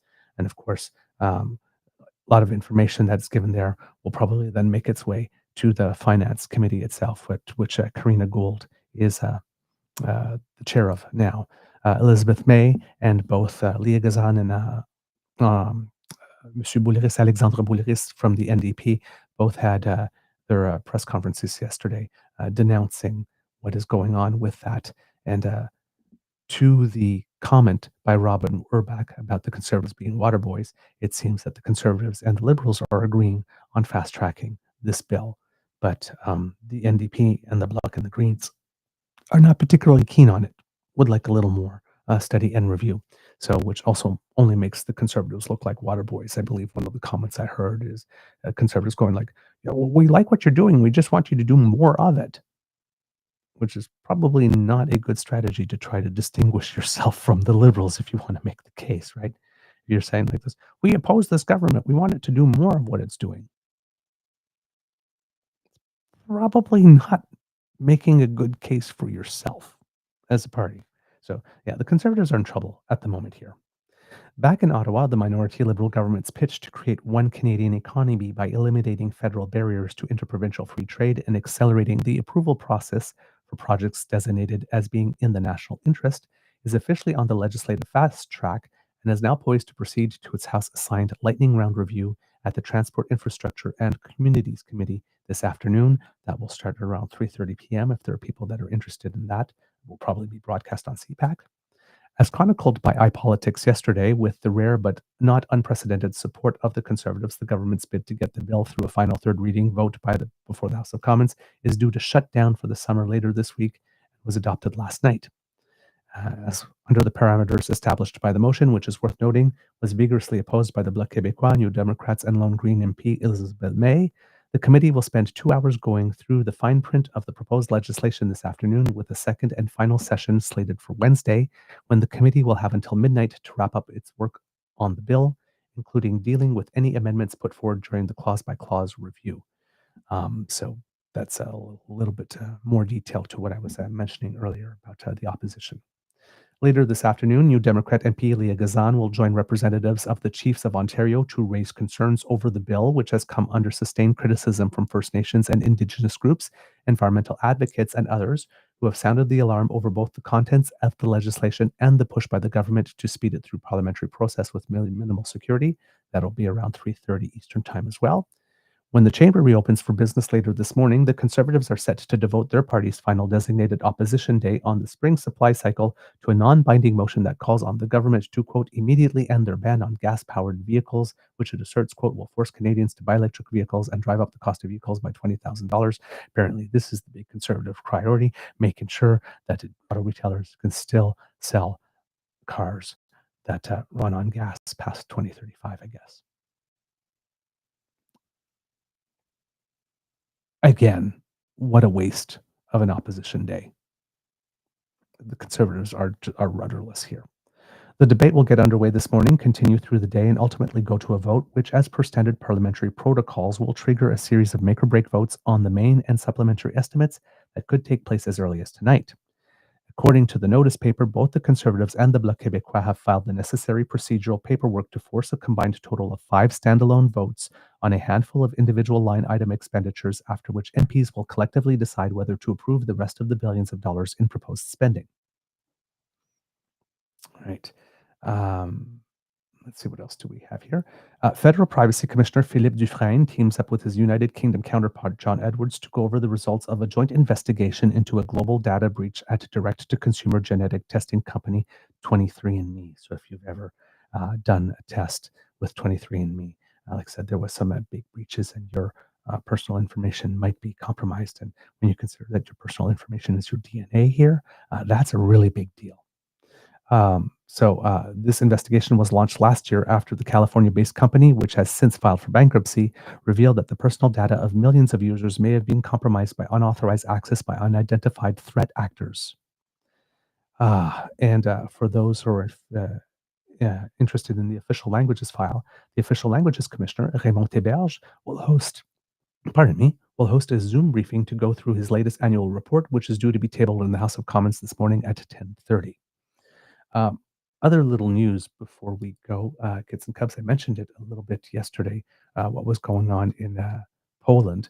And it seems here that Prime Minister Donald Tusk's government survived a confidence vote in Parliament on Wednesday, shoring up its mandate after the nationalist opposition's victory in Poland's presidential election deepened political gridlock and raised doubts about Tusk's ability to deliver on key reforms. Lawmakers voted 243 to 210 in favor of the government in the 400-seat Sejm, the lower house, with supporters rising to applaud Tusk and chant his name. Tusk had requested the vote, saying Poland is in a new reality and that he was seeking a fresh opening following the June 1st loss of Warsaw Mayor Rafał, I think that's Tleszkowski, but if I pronounce that wrong, I'm sorry, his close ally to nationalist historian Karol Nawrocki. Backed by President Donald Trump, Nawrocki is set to replace Andrzej Duda, another conservative who repeatedly blocked Tusk's reform efforts. Quote, I'm asking for a vote of confidence with the full conviction that we have a mandate to govern, to take full responsibility for what is happening in Poland, Tusk said earlier in the day, and he got it. So in Poland, most of the power in the parliamentary system rests with the elected parliament and a government chosen by the parliament. However, the president can veto legislation and represents the country abroad. So there you go. So that's and of course, in this case here, the president is the person that's a little more to the right, and Donald Tusk is the leader of the actual government. So in this case, the way that things played out are actually the best possible result given the conditions for continued support in Ukraine. So at least we can breathe a little bit of a sigh of relief there. With regard to the Minnesota shooting, it seems that the suspect involved, had made 4 stops at 4 houses. So there could have been much more carnage. He was spotted at one before he could do whatever it is he wanted to do. And at the other one, the people he had come to assassinate were not home. He had his first appearance in court. He was charged, I think, 6 different charges involving stalking and firearms offenses, and of course, murder or attempted murder, and will continue to be detained until for the foreseeable future, I'm guessing. Yes, and we have one particular U.S. senator. His name is Mike Lee, who posted a tweet that he has not taken down yet, basically of the suspect in that sort of like latex mask he had on, basically suggesting that the people who got shot and died deserved it and had it coming because they were allegedly Marxists, which they were not.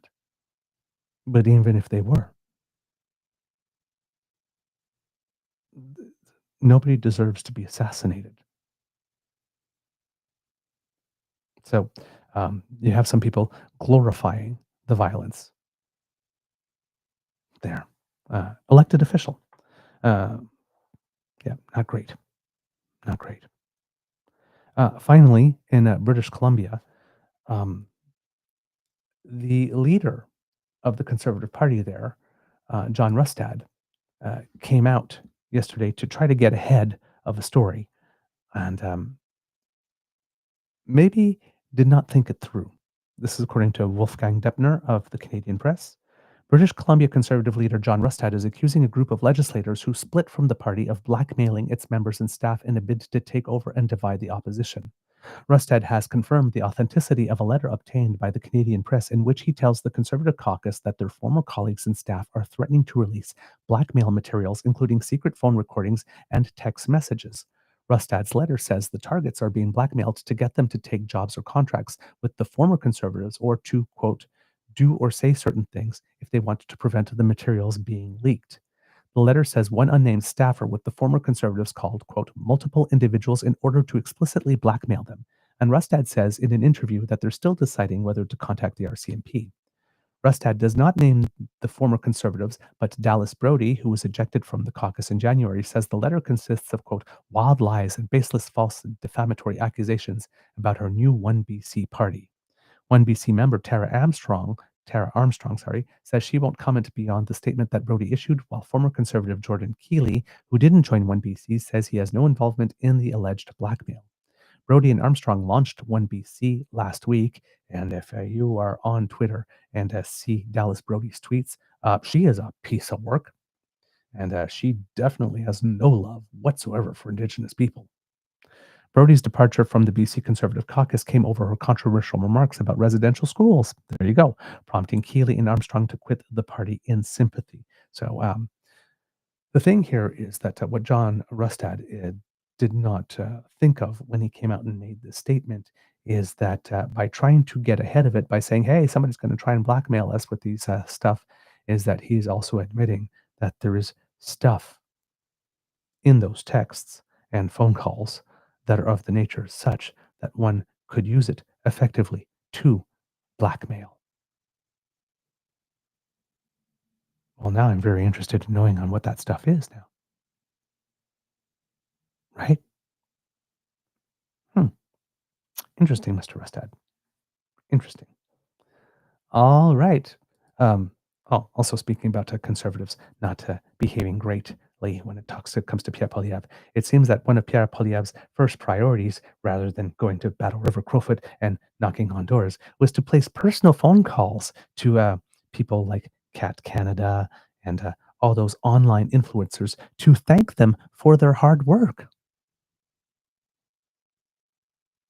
Why would he do that? I thought he was going to go and change and get away from that, but he's calling the influencers personally to thank them for their hard work, and they're bragging about it online, which is raising some speculation. Hard work that they were paid for by the Conservative Party to do? And how does Pierre have their numbers to call them if they've not been working very closely together? That this isn't actually some type of grassroots kind of thing. Sometimes people tell on themselves when they take certain actions. It seems also that Pierre, the post-mortem for the election, Pierre is apparently conducting it himself rather than taking somebody from that he trusts to do the work, but also trusts to tell him some real truth, maybe some he doesn't want to hear based on what they find out. But he's calling himself and asking, hey, how do you think I did? And given he's still leader of the party, that's not particularly conducive to getting honesty and candor. Now, is it? Particularly if he comes across as somebody that does not like to hear negative things said about himself or being told how he could do better. So yeah, he's not setting himself up. And he's not setting the party up at the moment to do better. The defeated leader, especially when they lost not only the election but their own seat, should not be the one conducting the postmortem at all. I do not know what that party is thinking, but they are a hot mess right now. Oh boy, kids and cubs, that's the end of this episode of the Daily Beaver Morning Show. We hope that you love listening to us because we love making this for you. Remember, sharing is caring and word of mouth is priceless. So please tell your peeps and poops all about us. And as you can tell by the amount of light that has come in, the sun has popped up from behind the clouds there. And I was looking a little washed out. Hopefully that improves things a little bit here. There you go, as we enter the show. If you do not want to miss an episode, because, you're on the go, you're doing stuff, you're being an active member of your community, and sometimes you don't have time to sit here and listen to us. Well, we are portable. Yes, we have an ears-only version of our show, podcast, that you can take with you. So if you're on a jog, or if you're cooking, or if you're on your way to a protest or to go do some community good, you can have us keep you company on the way there. And the way that you do that is by going to our pod page. Thanks to the Ray Girl, of course, for sponsoring it. It means the world to us. But podpage.com/the-true-northeagerbeaver with a hyphen between each one of those words. You go there, you click subscribe. When we have something fresh off the bandwidth, zip directly to you. That's it. Your favorite podcast feed, it's there waiting for you whenever you're ready. It's that simple. So thanks so much. And if you happen to be listening to give us some stars or reviews, please do, because that really helps us with the algorithm. Thank you so much. If you would like to help us in other ways, kids and cubs, well, hey, I know for a fact that Kits Elaine and Kit Cassie would definitely be beckoning you to surf on down to the True North Eager Beaver Media Incorporated YouTube page, where we have 3 buttons for you: like, share, and subscribe, for you to click and get frisky with. When you do it, give me a little tickle. Hey, that too helps us with the algorithm, and it makes us very happy when you do. So thanks, eh? If you would like to help us in yet other ways, kids and cups, well, it turns out that we have something called a coffee page where you can find the tip jar, or as we call it, the Emergency Hydration Fund here at the Beaver Lodge. So if you like what we do and you would like to encourage us to do a little more, well, hey, we would appreciate such encouragement. Uh, Encouragement as shown by Kit Melanie, who yesterday wrote to us and dropped a little expression of enthusiasm and encouragement into our tips jar, saying, "Greatly appreciate the True North Eager Beaver podcast. Over the past 6 weeks while in Ontario, I was able to watch live and participate occasionally in the chat. True North Eager Beaver helps keep me sane despite personal and worldwide disruptions and disturbances going on. Here's to many more seasons. Keep up the good work. Your Alberta friend." Yes, we love having Alberta friends. Kit Melanie. Thank you so very much for that nice contribution. Do believe us when we say it will be put to good use, and we absolutely appreciate you having made that donation. Thank you so many times over. We also, of course, have had some support from other kids and cubs, which I would like to bring up and tell you about. But unfortunately, the computer is being slightly cantankerous at the moment and not allowing me to draw it up. So hopefully, I will be able to bring it to you in another episode, or maybe it will come in time for the after the extra credits, and I can include it in the Easter egg, because I would really like to thank those who have made some donations, because without you, we cannot do what we do. So thank you, everyone, for your generous donations. Now, if you are not able to make a financial donation, please do not worry, because the gifts of your attention and participation are the ones that matter the most to us. And we love to hear from you, so please write to us, and you do. We get your emails. Thank you so much. truenortheagerbeaver@gmail.com is our email address. Let us know what you think about the show, good, bad, or ugly, or if you have some story suggestions, guest suggestions for interviews and that type of thing. We appreciate everything. So thank you so much. It's your show too, so please let us know what you like. We appreciate it. Now, if you are still doing the Buy Canada thing, truenortheagerbeaver@gmail.com also happens to be the email address to which you can send us a direct donation bypassing the US CE Tech Pros. And the bonus there is that we do get 100% of your donation. There's no middleman to take a cut. And the donation is, of course, a 100% Canadian transaction. So thank you so much for those of you who do make a donation in that way. If you would like to reach us on our socials, at True Eager at the Blue Sky Beaver Lodge on the Jitter, True North Eager Beaver on Facebook, which is our original home, or here on YouTube if you happen to be listening live with the damn fam, or on your own time, drop us a note in the comment section. Let us know what you think. We love seeing you there popping in to say hello. Thank you so much for when you do that. And to the kids and cubs, we've reached a milestone yesterday as we talked about it. I thought it might take a day or two, but it happened soon after the show. True North Eager Beaver Media has now officially crossed 600,000 views since we started on July 1st, 2022. That's all because of you. We are so grateful. Thank you. Let's keep going. Here's to 1 million, right? Why not? Let's dream big. All right, kids and cubs, because democracy is something that you do. Remember, we have some by-elections coming up in Alberta, 3 provincial by-elections. Do make sure, if you are able to vote in those, that you do, and that you encourage family members and friends as well, because friends don't allow friends to do democracy alone. I believe the date is June 23rd, so it's coming up. Plan your vote, and maybe even early voting is already underway there. I would have to look that up. Hopefully I will have a chance to do that and bring you that information tomorrow, if it is indeed started already. I would suspect so.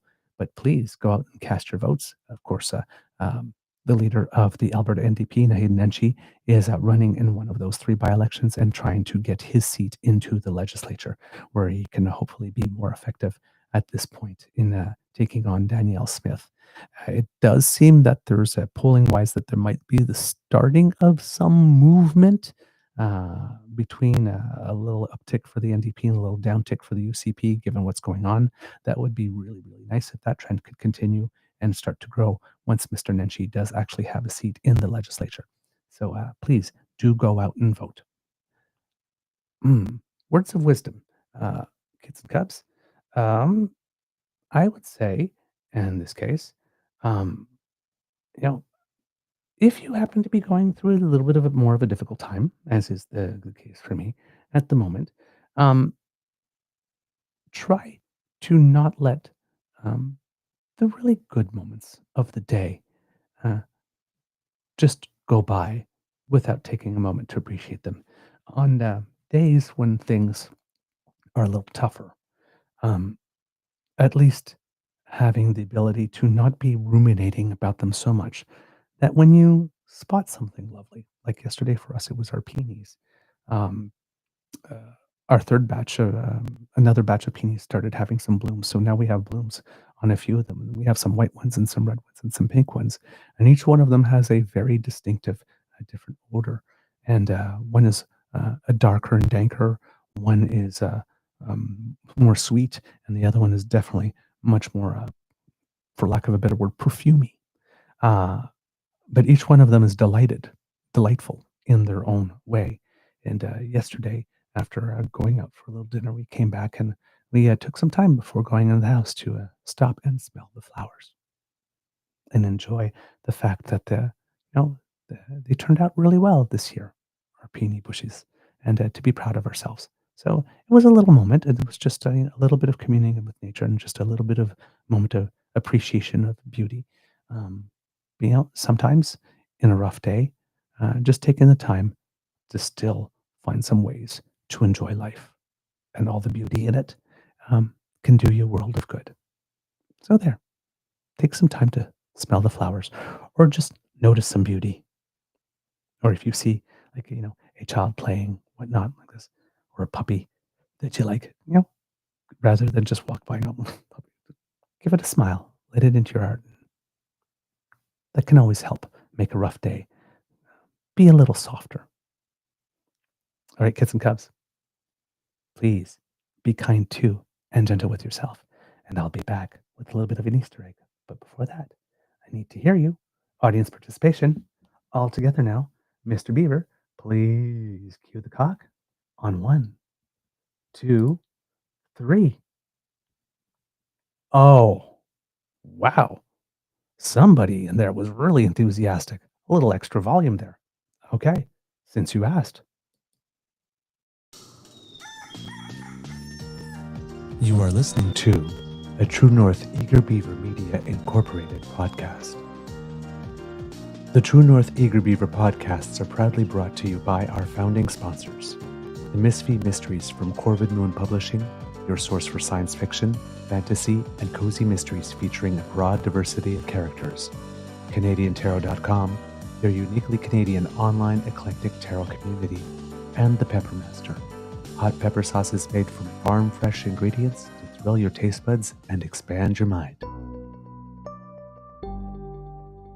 We are grateful to the Crier Media Network for its support, Pete Jarvis for our artwork, and Paul Joseph Something for our opening and closing sequence music.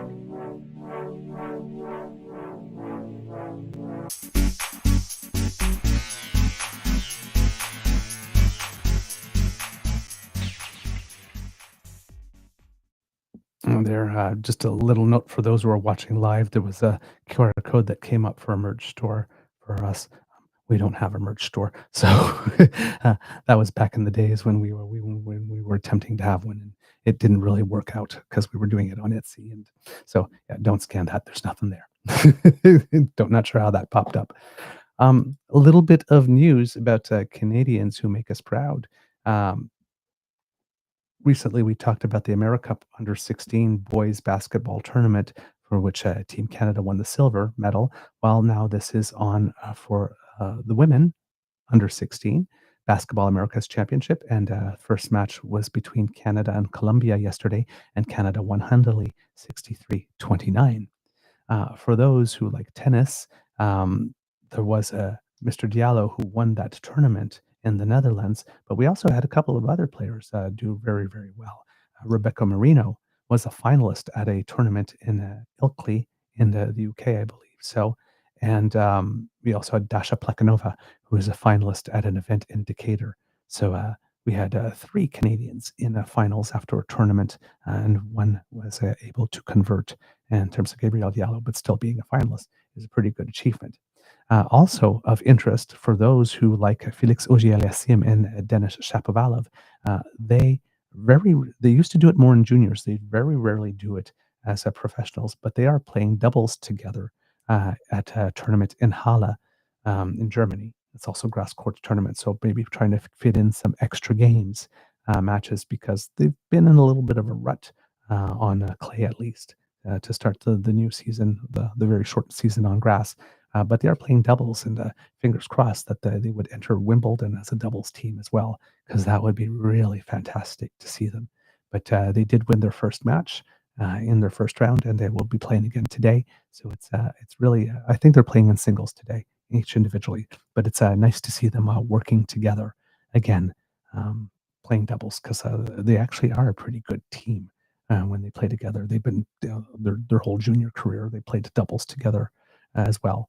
But often when you get to the higher ranks, you start playing less doubles to focus on your singles games, because, adding those extra matches adds miles on the legs. And if you're going deep into a tournament in singles, you want to have fresh legs.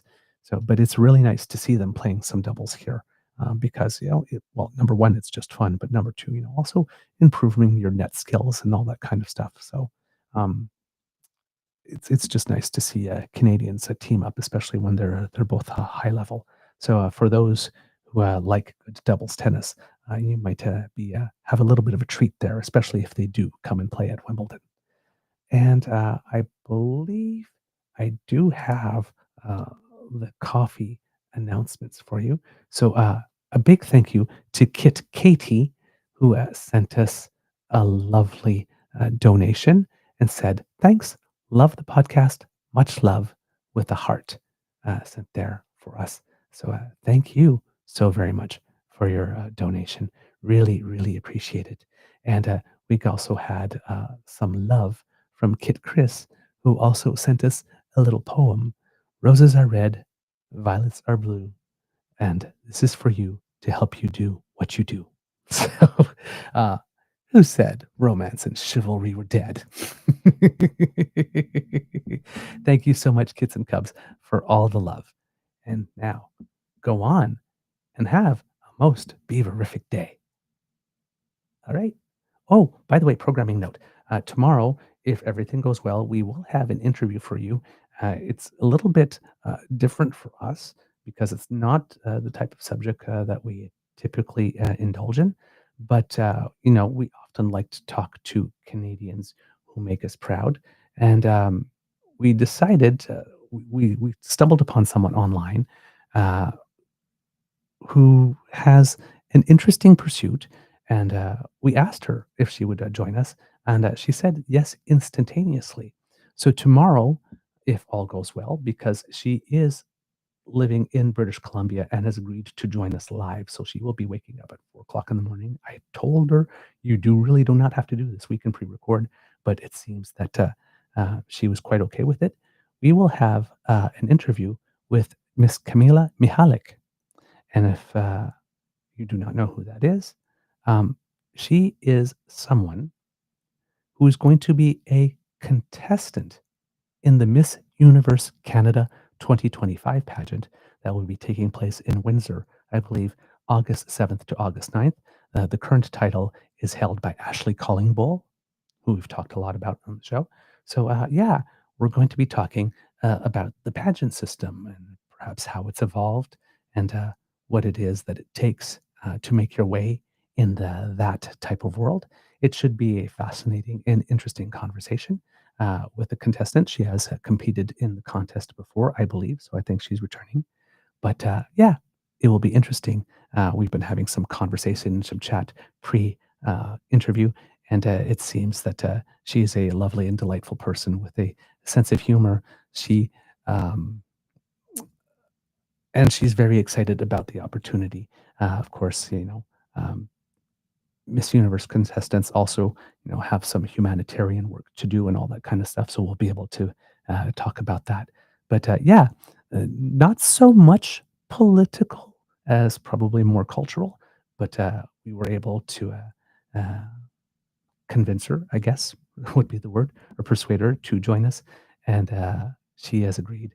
And so far, our interactions have been completely lovely. So I'm hoping for a lovely discussion where we can learn about a world that we maybe don't know a lot about and maybe have a lot of misconceptions about as well. So I hope that you will join us for that. All right, kids and cubs, I'm off. Have a great day. Let's see. There we go.